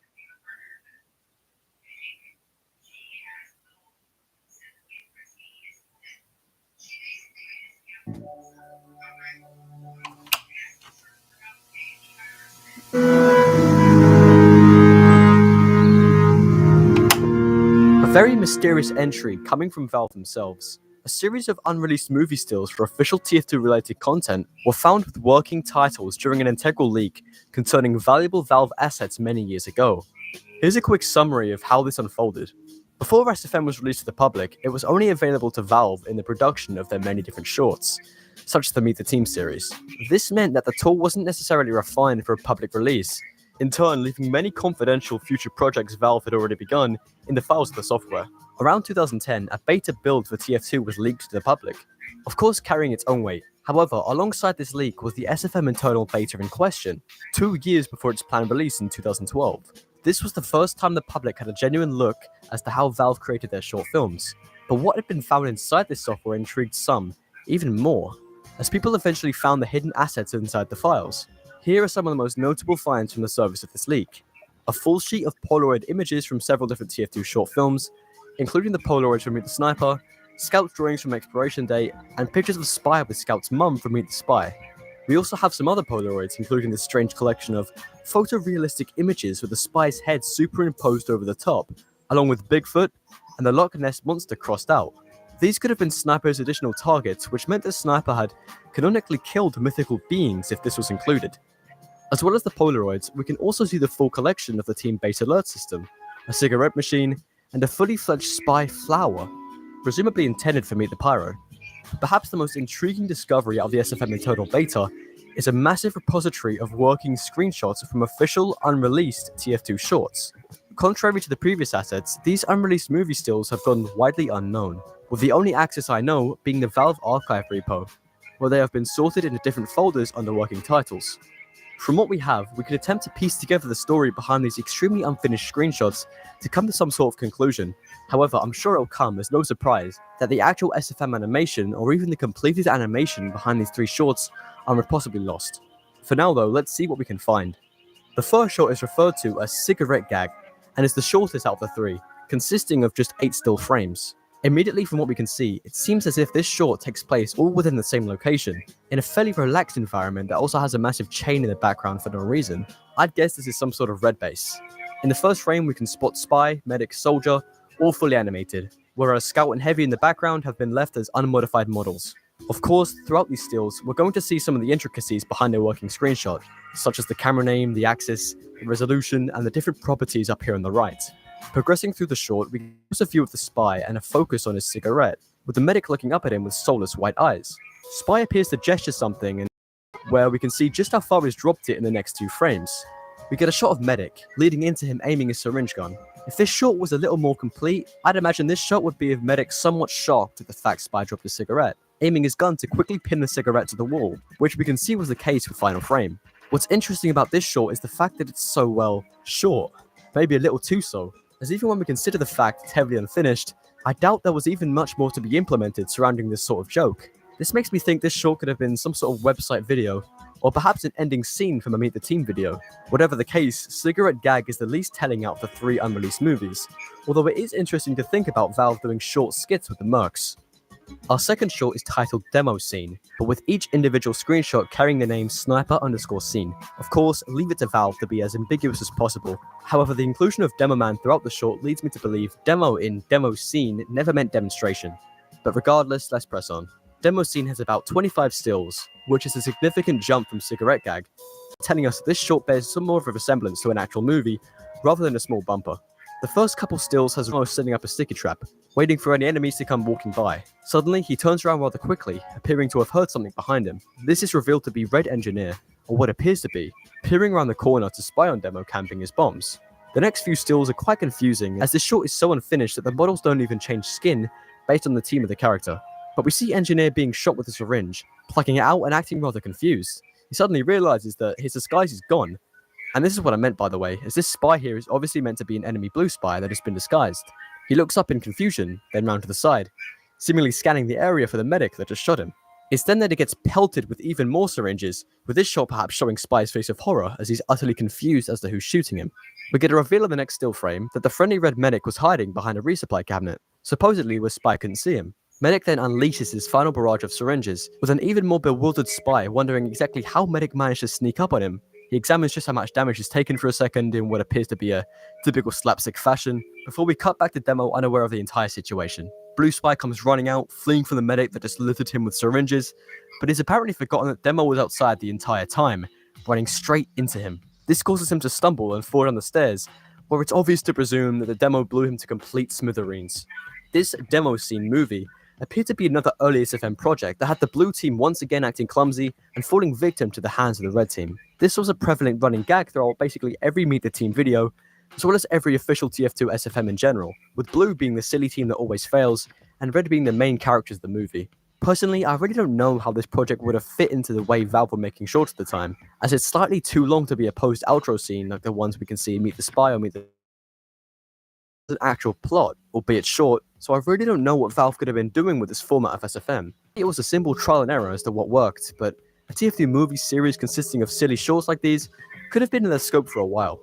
Now, the final short is where the prospect of exactly what Valve were trying to do here really ramps up. This movie is crazy, and ups the action of the previous shorts by tenfold, with exactly 32 stills to try and piece together a story. We open with a red scout running down what looks to be a road, holding the blue intelligence briefcase with 10 soldiers on his trail. What's interesting here is the fact that not only does this short color the models accordingly, but these soldier models look to be robots, at least for me, but that could just be a side effect of the quality. The next few shots have Scout running further in a panic, obviously having just stolen the intel from the enemy team, switching to an upward shot where we can see just how alone he is, with these 10 soldiers right behind him. In the next still, completely out of nowhere, comes Red Medic with his medigun in tow, following Scout from above, hanging on what looks to be a helicopter ladder, evidenced by the short's name, Heli Rescue, of course. Next is a close-up shot of the soldiers, which by now you can tell that they're just indeed unfinished standard models, and don't appear to be robots. Medic on the ladder is getting closer and closer to the ground, seemingly on the intercept course to try and mess with the soldiers and assist Scout somehow.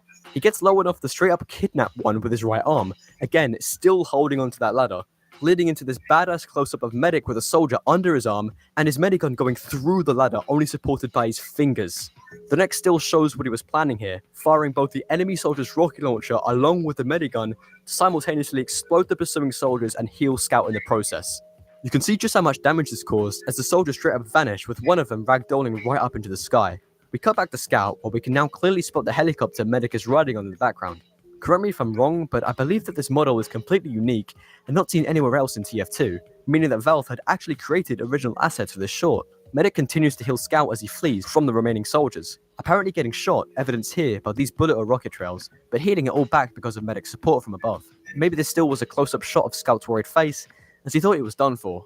Across the next few stills are multiple different angles of Scout's path, a medic up on the ladder providing assistance. The same soldier still held under his arm. What happens next is action movie level of crazy, where medic actually drops from the ladder and fires another rocket from his hostage soldier's rocket launcher, propelling the scout at a dead end forward by scout rocket jumping midair.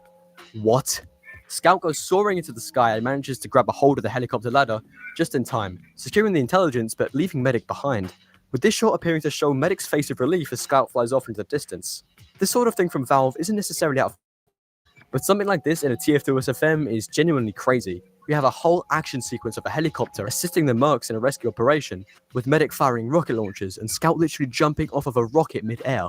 Out of all the unreleased movie stills we've covered yet, this is the movie I'd probably want to see the most. It's so eccentric, and it's hard to actually find a reason that Valve would make this sort of thing. Just like the shorts we've covered. Could it have been a series of movies featuring the mercs in all sorts of different scenarios? Advertising, trailers? Who knows?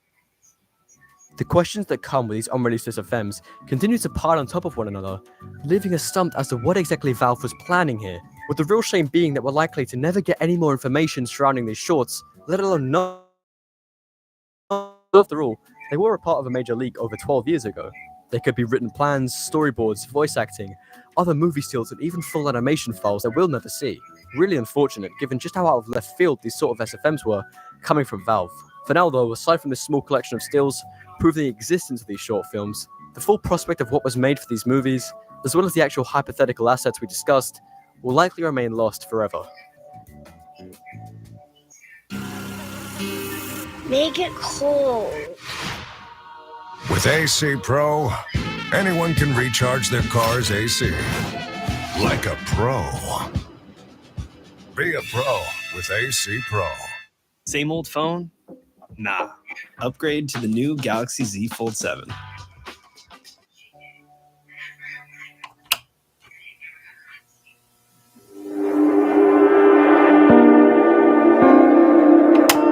The story of Golden Machine Gun is one that is particularly sad, with a community that seemed tough as nails seemingly vanishing from existence, along with all of the content they'd created to relax and have fun, in a rather heartbreaking way. I'm sure that many of you have played on a chill community server at least once, or have become a regular player of one. The type of servers when you can just hang out, be friendly with other people, play silly minigames, and especially grind achievements if you remember the old school servers. And Golden Machine Gun was a community server that fit this exact description. A small legion of dedicated regulars and friends banding together to just have fun on their favorite game. There was no true seriousness involved. This server was composed of good times and happy memories, and its history spans further back than I ever could have realized. But before I talk about the history of this server, its downfall, the eventual loss of everything contained within, and all the evidence we have left, let me first tell you exactly how I found out about this server. My friend Placeholder, who helped out with my previous video, has been a very long time player. He gave me a tip about this one server, one that he remembers vaguely, only being able to give me a recollection of the server's name for a start, its premise, and small scattered details. But what he does seem to insist is that the many people who played the server have fond memories of it, including himself, all of which associating this server, Golden Machine Gun, with easier and simpler times back then. So this tells us this server is old enough for people to have grown, matured, and developed fun memories, and well, we can definitely prove this, as checking the Steam group shows us all sorts of comments from players reminiscing about the good times. So when exactly did Golden Machine Gun, this one server established in TF2's prime, exactly begin, and how bad was the fall, to the point where we can safely say we'll never see it again? Well, it's long, but here's how it started.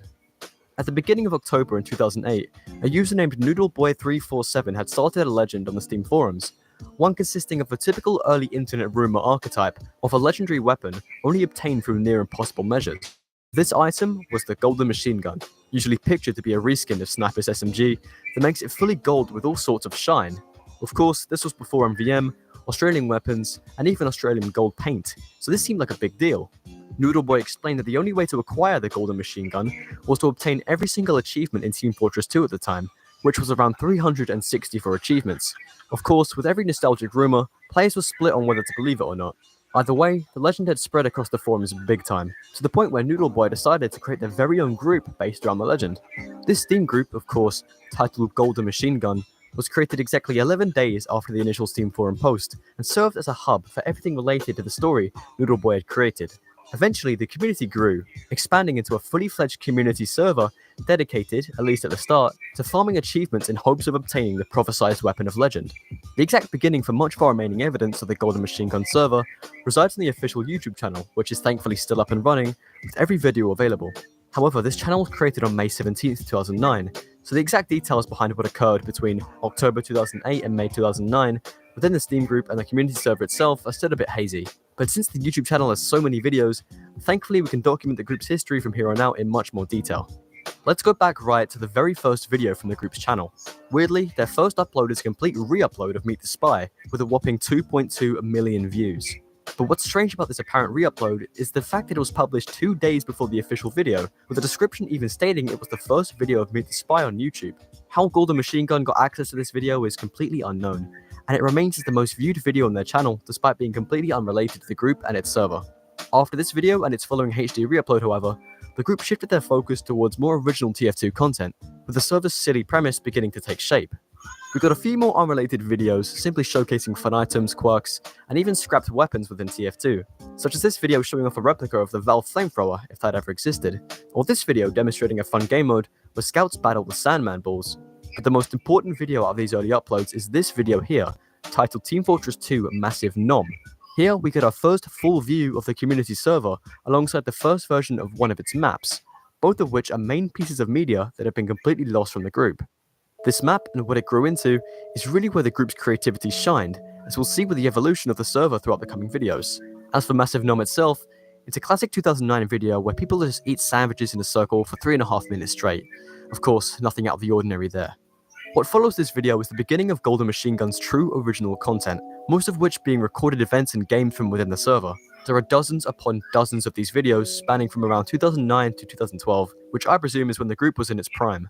I can't go through and detail each individual video, but what I will do is detail how the map and the server took form into something quite special.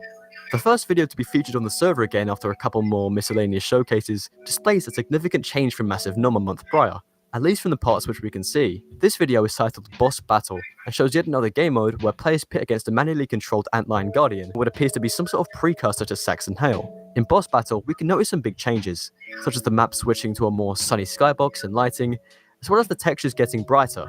This is the map design that subsequent Golden Machine Gun versions took on almost like a trademark, with the bright scenery and white concrete walls being synonymous with the server. However, I'm left uncertain as to how many maps this group actually had. As we can see from the description, the map in Boss Battle is titled Chambers, while the one in Massive Nom is titled Tunnels. Nonetheless, Tunnels appears again only a handful of times, telling us that Golden Machine Gun preferred the design of their Chambers map over the alternative grayscale rainy design from Tunnels.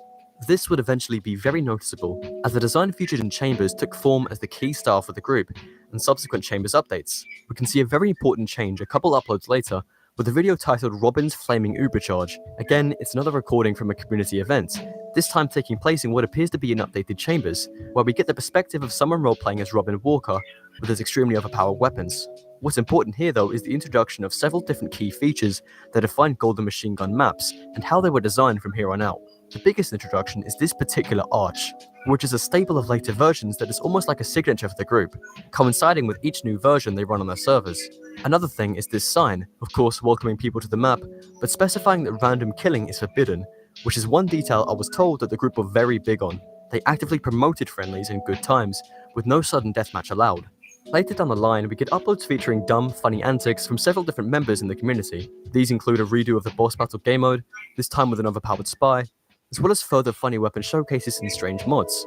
It seemed by now that Golden Machine Gun had decided that Chambers was to be their primary map, as the coming videos display big changes that add on increasingly large areas.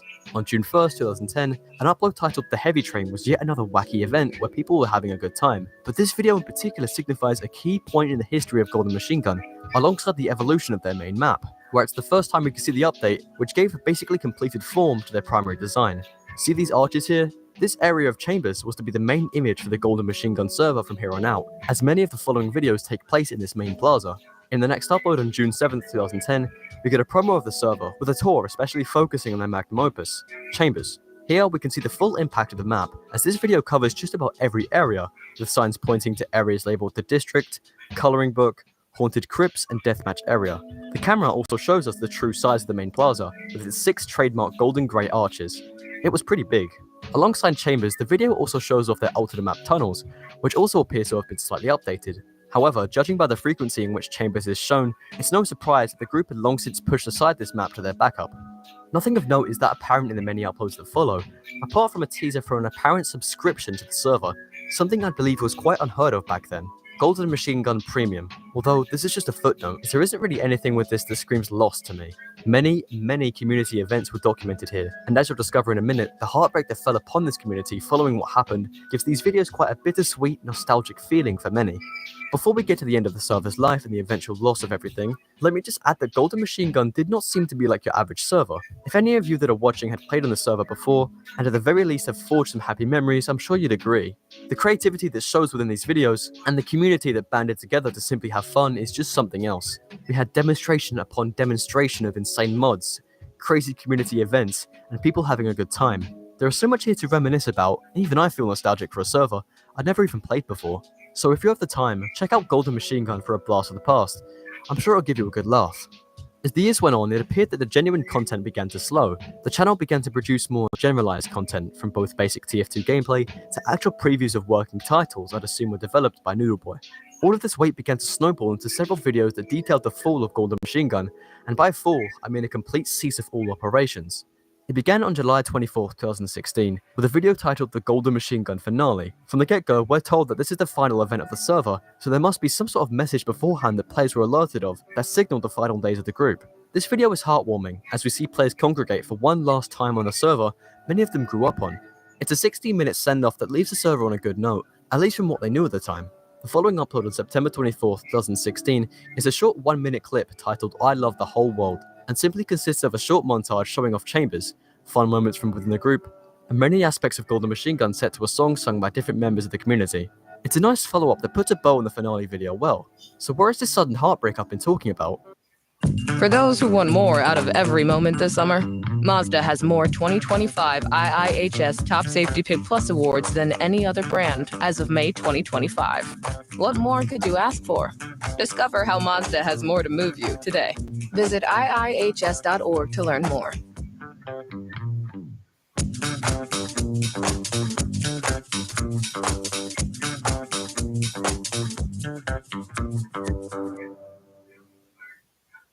Well, 2 years later on November 15th, 2018, there was one last upload on the channel, shocking quite a few. It seemed as if Noodleboy wanted to give one true final statement to his community, as the video contains all sorts of clips from throughout the channel's life, and a lengthy description, which gives a lot of insight as to actually what led to the group's end.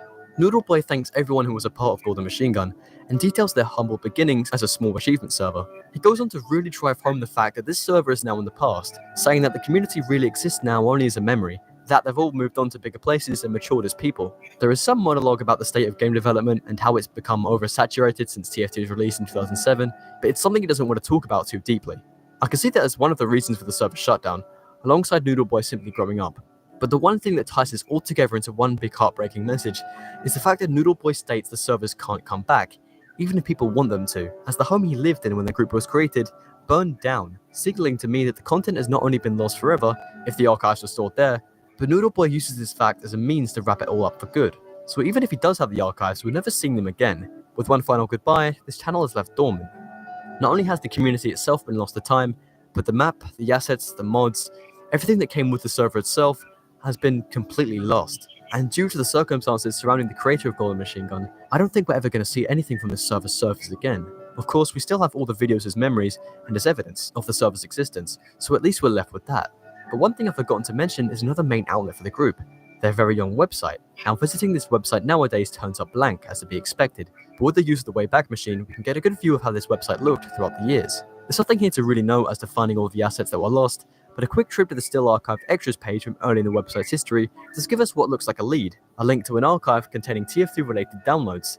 Maybe it could be something, but we can only get so far in the archive page itself before the Wayback Machine runs out of archives, so close to the folders containing all of the assets. Even then, this page seemingly disappears later in the website's history, so if we could obtain these assets, items such as the later versions of Chambers would still be entirely lost. So, one way or another, it's a lose-lose situation. Golden Machine Gun was not just a community, or a map, or even a server. In the words of Noodleboy, the creator of the meme that started this whole thing, it was an adventure. In this server, people made memories that lasted a lifetime. memories that reminded them of their childhood. Again, this server was extremely old, but did last a very long time. As for the remnants of its existence, only videos and screenshots show us the history, as basically everything from the main 2 maps we know of, alongside models, sounds, materials, and everything else attributed to the server is completely lost to time. And to me, with Noodleboy's statement in his final video, unfortunately it seems Golden Machine Gun has been buried for good. Due to his wishes and the circumstances surrounding the server's shutdown, it's best if we leave it be.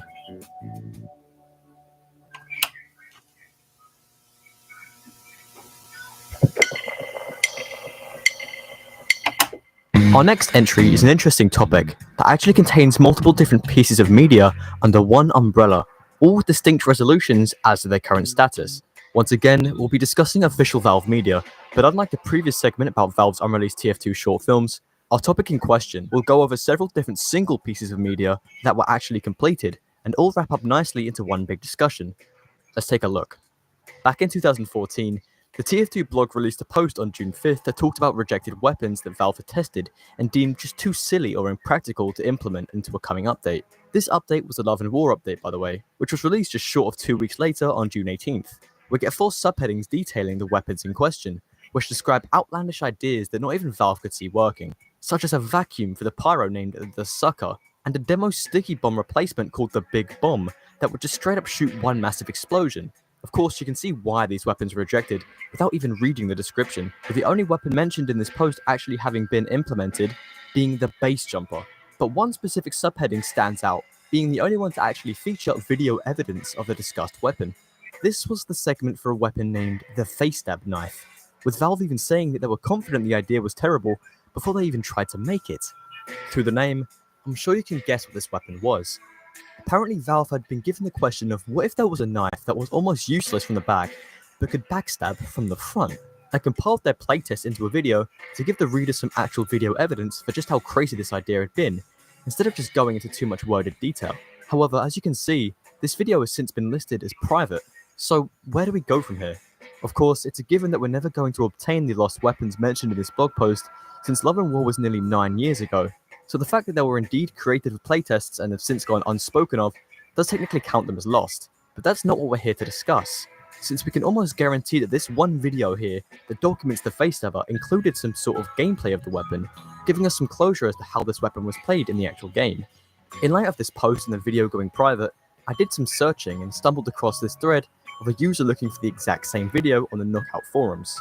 User Hug the Bed 2 had entered the DF2 general mega thread on the forum on March 6th of last year, asking if anybody had downloaded the face stab knife video that was in the blog post, claiming that the change YouTube made to unlisted videos was the reason for its privatization, and this was actually correct, as the year prior to this post, YouTube had released a controversial update that changed any video that was published as unlisted to private if it had been uploaded before 2017, which definitely includes our face stab video. So this gives us the reason as to why the video was privatized, but now it proved an even bigger roadblock as the video could no longer be accessed. So searching for a potential archive or someone who had downloaded the video was the only way to go.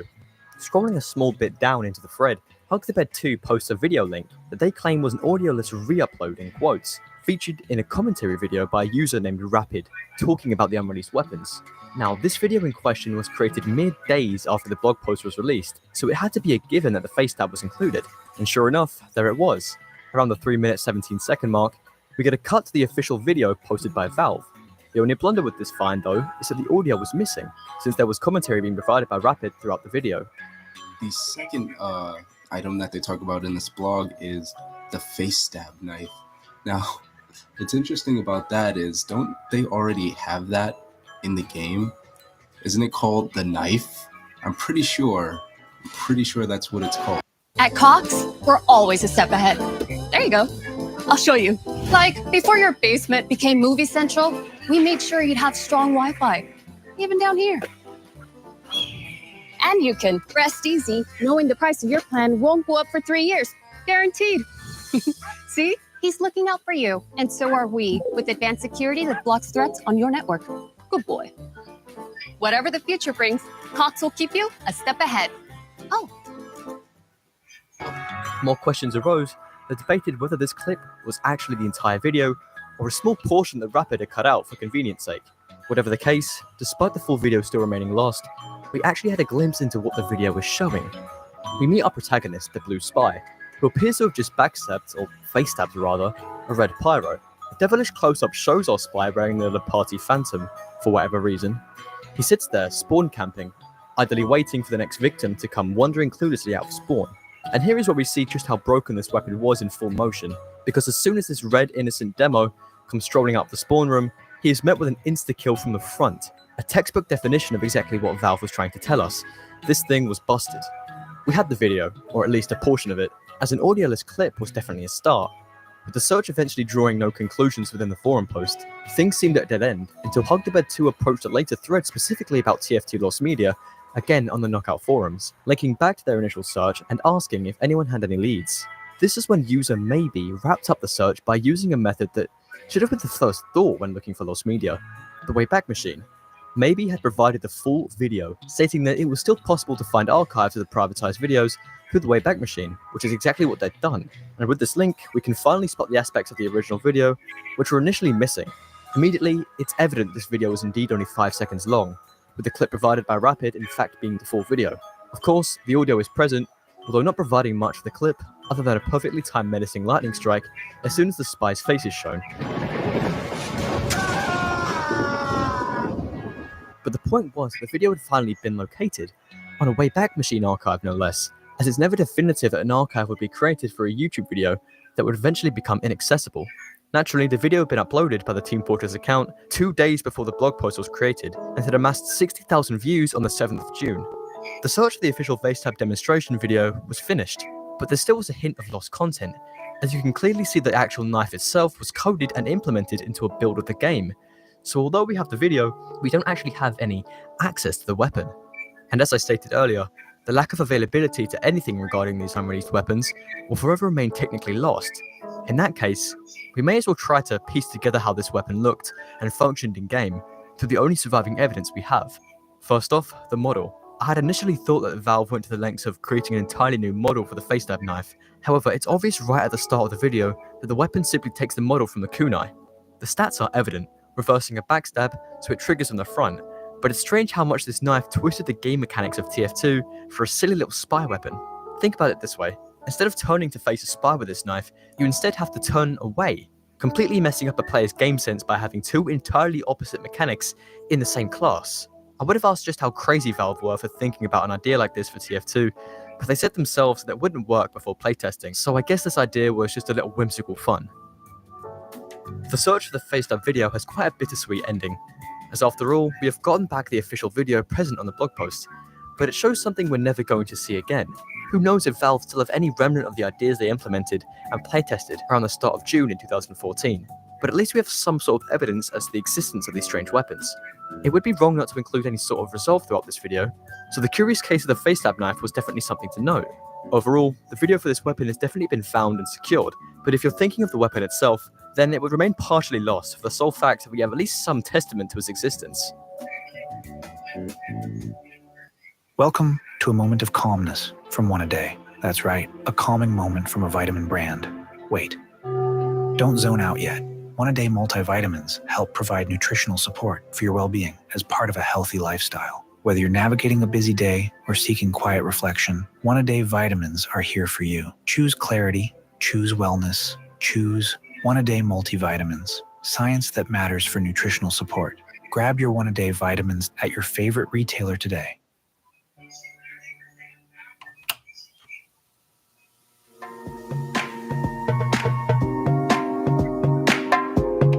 I'm sure that many of you have heard of Final Combat, and if you haven't, it's a blatant Chinese ripoff of TF2 that plagiarized many different mechanics, such as weapon designs, maps, and even the main classes themselves. This game has attained such a meme status within the community that Valve even greenlit an actual community-made soldier cosmetic set based off the Final Combat variant. I'm not kidding, you can wear this in-game right now. So with a game such as this, that has been so clearly copied, you'd expect it was a flop, right? Well, it's quite the opposite, as Final Combat actually performed pretty well in its country of origin, China. This is strange because you'd wonder why someone would play such a blatant ripoff of a game that they can easily just download and play themselves. But the thing is, Final Combat actually had some original unique features that set it apart from TF2. This game, although definitely plagiarized with literal stolen assets, had somewhat of its own thing going for it before ultimately succumbing to a dying player base an eventual shutdown that shocked quite a few, sending the entire game and all of its assets into the abyss of lost content. Final Combat was released on December 15th, 2011, a couple years after TF2, which honestly surprised me as this game looks like something much more recent, like some mobile ripoff, but I digress. It was developed by a studio named Pearl Digital Entertainment and published by Zunli Games. Sorry if I said that wrong, of course both being Chinese studios. The game was free to play, just like TF2, however it could only be played through online servers, requiring the user to create an account and connect it to a master server of the region they were playing in. I doubt that there were any master servers for any other country, especially Western countries, as every piece of existing media surrounding this game is explicitly Chinese, so I'd assume that the regions in question are different parts of China. The information we have of this game consists of multiple different categories, so I'll try to outline as much as possible to give you a good summary of what Final Combat actually was. There's text-based articles and wiki pages detailing summaries of the game, actual gameplay footage primarily from Chinese media sharing platforms, and official animations for the game from the publishers themselves. Final Combat is described by multiple sources as a battle between teams of opposing heroes, set in a future where a group of like-minded people, known as the Stormtroopers, once came together to protect the world, but split into two groups which are now opposed to each other. Obviously, this is just some sort of on-the-spot lore to justify the two teams, so I doubt this was even expanded upon in the game. Information surrounding the playable classes in Final Combat varies, as we're told the game has 7 unique classes. However, the cover art shows 10, and some sources even clarify that there are 16 classes. But judging from the content we have, I'll go out and say that the Final Combat has a minimum of 7. Naturally, the first class to talk about would have to be the Rocket. He's the face of Final Combat, featured in just about every FC-related media, and is probably the closest resemblance to an actual TF2 class in design. He's got the helmet, the coat, albeit slightly altered to look like a firefighter, and a straight-up replica of the rocket launcher, with absolutely nothing changed. He obtained infamy from the YouTube video titled Meet the Rocket, which was a promotional video, of course, copied from the Meet the Team series, published shortly before Final Combat's release, but the West got a great taste of just how strange this game looked. Other classes include Fat Man, naturally the Final Combat version of Heavy, this time instead making him a Chinese fishmonger that for some reason has an alter ego of a big machine gun wielding mercenary. Next we have Firebat, the replacement for Pyro, who takes up a clown persona and then proceeds to burn down the circus to save a cat. Pretty awesome backstory for such a cheap game, but moving on. There's Nurse, or as the trailer calls her, Medical. This time Final Combat took the liberty of changing up the character design slightly to include female characters, which I admit is something. The trailer in question is some bizarre looking music video which has the nurse doing all sorts of moves, then initiating a Chinese Uber charge on Rocket. Striker is a strange class, almost resembling Scout, but taking on a more basic mercenary assault-like character, like a merc from Open Fortress. His trailer isn't really anything special, telling me that Striker was more of a basic starter character. Sniper's name is unchanged, although their design is extremely different. This time around, they've taken up the role of sexy teacher who's also a skilled marksman. Just utterly bizarre. No words here. And at last we have the Mechanism. Yes, Mechanism, being our engineer substitute. The trailer for Mechanism features no animation, just simple gameplay, with the only snippet of the character themselves being a still PNG at the end of the trailer, which, again, showcases a change in gender for yet another character. Final Combat carried on for another 7 years, albeit with an apparently dwindling player base towards the end of its life, according to some Mandarin speakers. However, it apparently sustained itself with a barrage of in-app purchases and microtransactions. Whether the classes themselves were pay to use is unknown, but to me, the contrast between a rather default character such as Striker and an eccentric character like Firebat tells me this was likely the case. Regardless, the publishers behind Final Combat, Zunli Games, announced that the game was to be discontinued from May 9, 2018. 2 months later, the Chinese master server ceased operations, leaving what was left of the game in limbo, unable to be played as its online-only gameplay meant no one could actually load into anything. Since practically nothing was known about the intricacies of Final Combat in the West, people had no idea this was the case until it was too late to begin efforts to archive any content.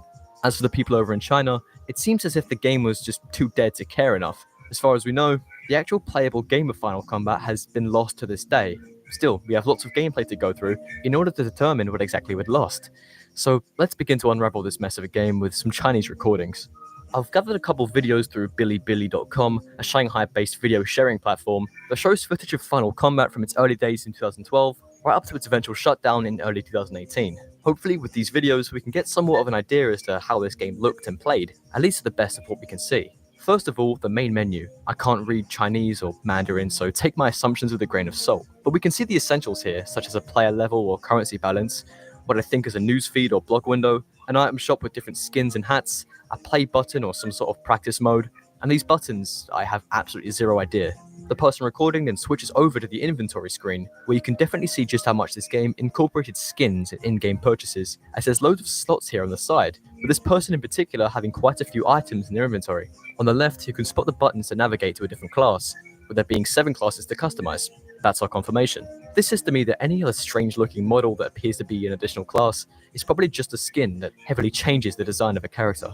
Nonetheless, the player chooses a server and loads into a match. The loading screen shows a brief overview of the map, as well as some sort of guide as to how to level up or obtain items. I really don't know. The UI in this game is so cluttered, making it hard to understand what the icons are trying to say, even without speaking Mandarin. Once the gameplay actually starts, we get a good look at the HUD. It's reminiscent of TF2, of course, having the ammo counter and the health bar in the bottom corners, the scoreboard and the time limits at the top. This video in particular though, I cannot make out for the life of me what this mode is meant to be. The player loads in with a melee weapon and goes around a small arena, similar to Egypt from TF2, bashing people to death. Several different icons begin to appear on screen, which could be power-ups, debuffs, or something like a tag system. This mode is literally just melee. The entire 7-minute video consists of hand-to-hand combat. The closest thing I can think of here is a copy of medieval mode, but an actual mode to refer to completely escapes me. I cannot think of anything as to what is trying to be achieved here. Another thing, notice the characters. All of them are so customized, you genuinely cannot tell what class they are. There are cosmetics for all regions of the body, wings, hats, and even skins that completely change the model of the class. But we already established that microtransactions played a huge part in this game, so this isn't too surprising. At the end of the game, a screen appears that shows just how much in-game currency the player earned during the match, alongside 9 cards that each carry different rewards. You can tell Final Combat is heavily based on in-game purchases and transactions, through just how much it emphasizes its shop and currency system, as well as this strange menu, which shows some kind of trade-up or loot box opening process. Moving on to some actual gun gameplay, the player looks to be playing on a map similar to Harvest, with its 2-story farm buildings now turned into strange fairy tale-esque designs, all sorts of pinks, bright greens and blues. This player seems to be playing the medic, with a Crusader's crossbow-like weapon that shoots healing arrows. Nothing much really happens here. The player gets into some fights, and we can see the full extent of each class in actual gameplay. A little into the video, the player gets into an altercation with a huge mecha boss-like enemy, who fires a barrage of rockets. Whether this strange mech was controlled by a player, or was simply a boss who roams the map, kind of like the horseless headless horseman, there really is no way to tell.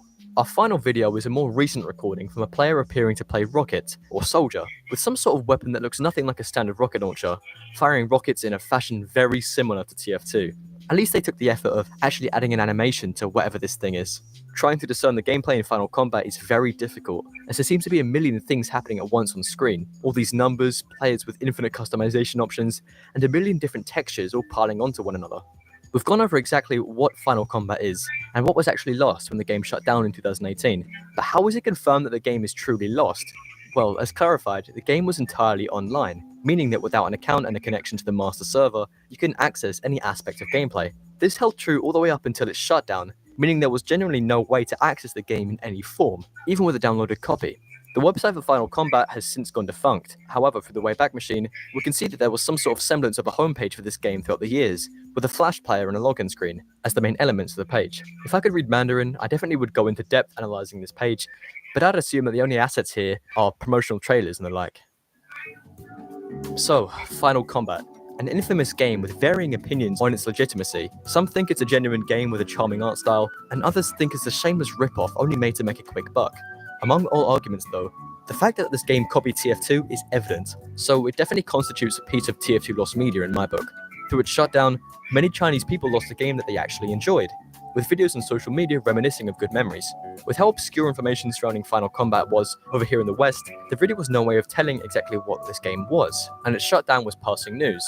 But what people push aside is the fact that this game is now lost to time, possibly forever if this server never opens back up, and the game never resumes development. And judging from just how much this game plagiarized TF2, I doubt anyone would actually get to playing it ever again.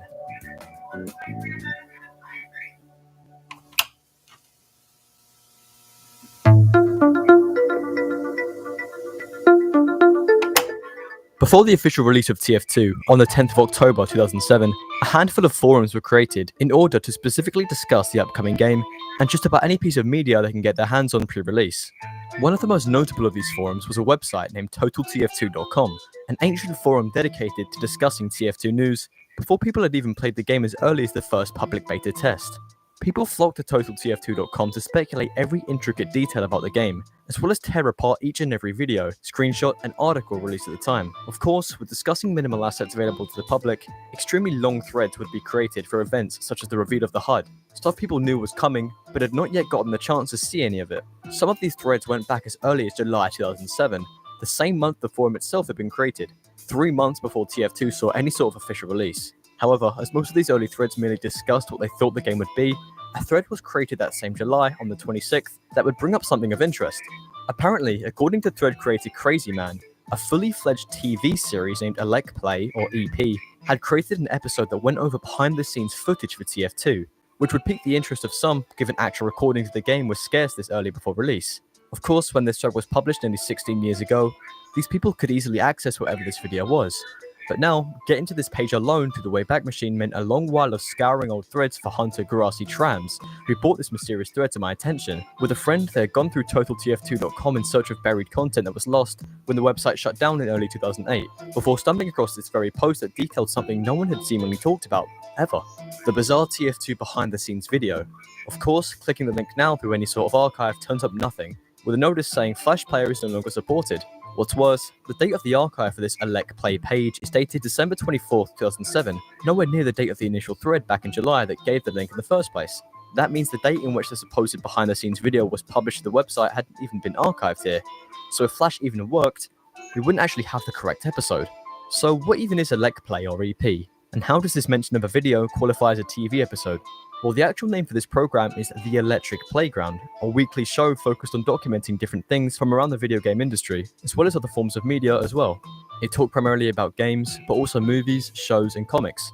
The Electric Playground was based in Canada, and had been running its weekly coverage since 1995. Nowadays, they've rebranded to Electric Playground Network, or EPN, and create videos bi-daily, or just whenever they feel like it. In 2007, when their supposed TF2 episode had been published, they were still known as just the Electric Playground, and were making videos weekly. As for the website, it's a typical example of mid-2007 website design, albeit looking a little outdated. We do know that the video was indeed hosted here, as the link in the thread leads directly to this page, so whether there was an additional information about the video within the Flash Player elements is unknown. Thing is, with Electric Playground being an episodic weekly TV show at the time, this TF2 episode may have been hosted elsewhere, perhaps even being on actual television. There is no way for us to really know when Electric Playground specifically hosted an episode on multiple platforms, or just one platform, so this TF2 episode may as well just be a mini video featured on their website. But one thing remains, this episode/video Electric Playground had produced was featured here at one point, and did contain very early footage of a definitive TF2 build, so let's investigate what we know was in this video before delving deeper into the search. Since the thread itself is the only real discussion we have of this mysterious episode, we can only gather information as to what it contained from the limited replies, spanning across just 2 pages. There were quite a lot of people expressing their thanks for being alerted to the episode, so we'll skip over them and focus on the replies discussing what they saw. First, the opening post. OP provides a link, then explains very briefly that they saw something of note. A so-called map named Bridge had been changed to Gravel Pit, which we know was a map definitely featured in the release lineup. They go on to talk about how the presenters within the episode mentioned Gravel Pit having 2 points that you need to capture before the main point, which was correct, hinting at the episode revealing the 3 CP game mode to people who had not yet known of its existence. OP goes on to list the maps they speculate to be released alongside the game, getting every entry correct with the new addition of Gravel Pit, except for one map, which we knew was Granary. This meant that OP, as well as other users in the forum, knew that TF2 would be released with 6 maps, theorized that one will be named Bridge, and successfully identified Two Fort, Dust Bowl, Well, and Hydro beforehand. This means that the Electric Playground video had actually confirmed, or even leaked, the release of the 3 CP game mode and the details surrounding Gravel Pit before people knew otherwise. Naturally, this adds big value to the lost episode, an actual piece of TF2 history. Going further down gives us some additional information from several different users, such as this one user talking more about the show itself and the host at the time, in addition to a mystery map that was mentioned in the episode. This reply prompted another user to point out that they saw something within the mystery map, that being a crane. The interesting thing about this is, the only other map that could have been able to be teased by that point was Granary, if we go by the fact that the majority of the forum had yet to know about the final entry among the 6 release maps. Although, looking at Granary now, the map definitely has an industrial design fit for a crane prop, but there isn't any crane in sight. Could this have been a change valve made to the map, or was the mystery map in question something entirely different that could have very well been cut from the game? The only other comment about the episode's contents within the thread talked about the heavy shotgun, abbreviating heavy to HW, or heavy weapons. The reply stated that the Heavy seemed to move at quite a good pace for a fat guy, which may have signaled an oversight with Heavy's speed in the showcased early build, but to me this seems more likely that it was just a joke. Either way, this was the last reply that had any sort of details surrounding the episode, as all of the other replies are simply just appreciations for what Crazy Man had found. This leaves us with a small but interesting amount of information about the episode. Let's go over what we know. First of all, the main point of this Electric Playground episode was to act as a behind-the-scenes tease for TF2, showing quite a few things that users hadn't yet known about the game prior to the episode's publication. The main spectacle was the reveal of Gravel Pit and the 3CP game mode, throwing users in the thread for a loop as to how 3 separate control points would function. As I stated, this seemed like the first introduction of this concept within all media predating TF2's release, basically serving as the reveal of the map alongside the game mode. Another thing within this episode was the mention of a mystery map, as well as a brief snippet that had enough content for a user to point out something: a crane. We know that the release maps that had not yet been teased by that point had any semblance of a crane, nor did Granary, the only map that had yet to be revealed. This leaves us in the dark as to what this map could have been, a changed version of a map within the release lineup, or even cut content. And that's all we know about this episode, with no indication as to any other details such as the video length, how exactly Electric Playground got the permission to publicize behind the scenes assets, and any other TF2 features that may have been teased. With a limited knowledge of what the episode contained, all there is to do now is search for any additional information, along with maybe a working link to the episode online. The main starting place to think of is a repository for Electric Playground episodes, and this is where it gets interesting. At the time, we knew the Electric Playground was publishing weekly episodes, but we have no indication as to whether the TF2 episode was broadcasted on television alongside an online publication. This could mean the episode was some sort of internet-only thing, making it harder to pinpoint through delving into the history of Electric Playground broadcasts. Nonetheless, an episode with a date lining up to that of the thread was found, being episode 12 of season 17, published on July 26th. Of course, there is a possibility that the thread was made late in response to the episode published a week prior, which would have been episode 11 of the same season. In any case, I'm almost certain that our episode is either of these two. Now all there is to do is search for the corresponding Electric Playground episodes. From a quick Google search on season 17, we're given a number of sites that show listings for each individual episode from that season, along with the names of hosts, writers, and directors. Other websites show listings for Electric Playground episodes, but leave a big gap between season 14 and season 20 for seemingly no reason. It really seems as if actual archives of early Electric Playground episodes are very hard to come by, and finding this specific TF2 episode among the rest that have been lost is near impossible. The only other place to look for any actual Electric Playground media is the official YouTube channel, which does actually re-upload older episodes. Another interesting thing about the official YouTube channel is the Popular Videos tab, which shows that the network's most viewed videos follow the same format as our TF2 episode, behind-the-scenes showcases. Unfortunately, these popular videos are for films that released much sooner than TF2, telling me that this was during the era where Electric Playground began to take to their YouTube channel instead of their daily television segment. Of course, the main thing to do at this point is to contact the host behind this episode, the writers, the directors, anyone we could talk to without breaching their privacy in any way. The main host, Victor Lucas, who was credited for hosting the TF2 episode, is still active as the primary producer for content on the official Electric Playground channel, so he seems like the main person to contact here. Apart from that though, our leads have seemed to dry up everywhere we turn.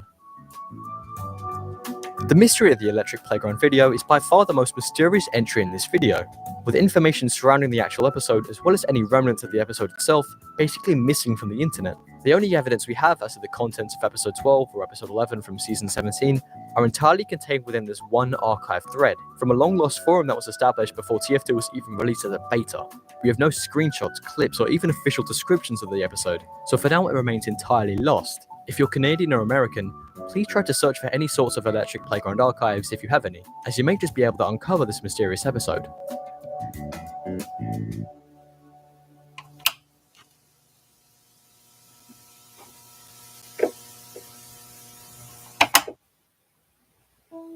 Thank you all so much for reaching the end of the video. Lost media has always been a topic I wanted to cover, so what better way to cover it with the deepest pieces of TF2 Lost media? I hope you all learned something new today, and I also hope that some of you may have some leads as to the topics I discussed. Perhaps with this video, some of these pieces can form a search, and even be discovered. But apart from that, I appreciate the wait for this video. It has been quite a while since the last one. I had a lot to do, college and stuff, but now I can hopefully push aside the long upload gaps. Again, thank you for watching. This has been Topher, and I'll see you all again very soon.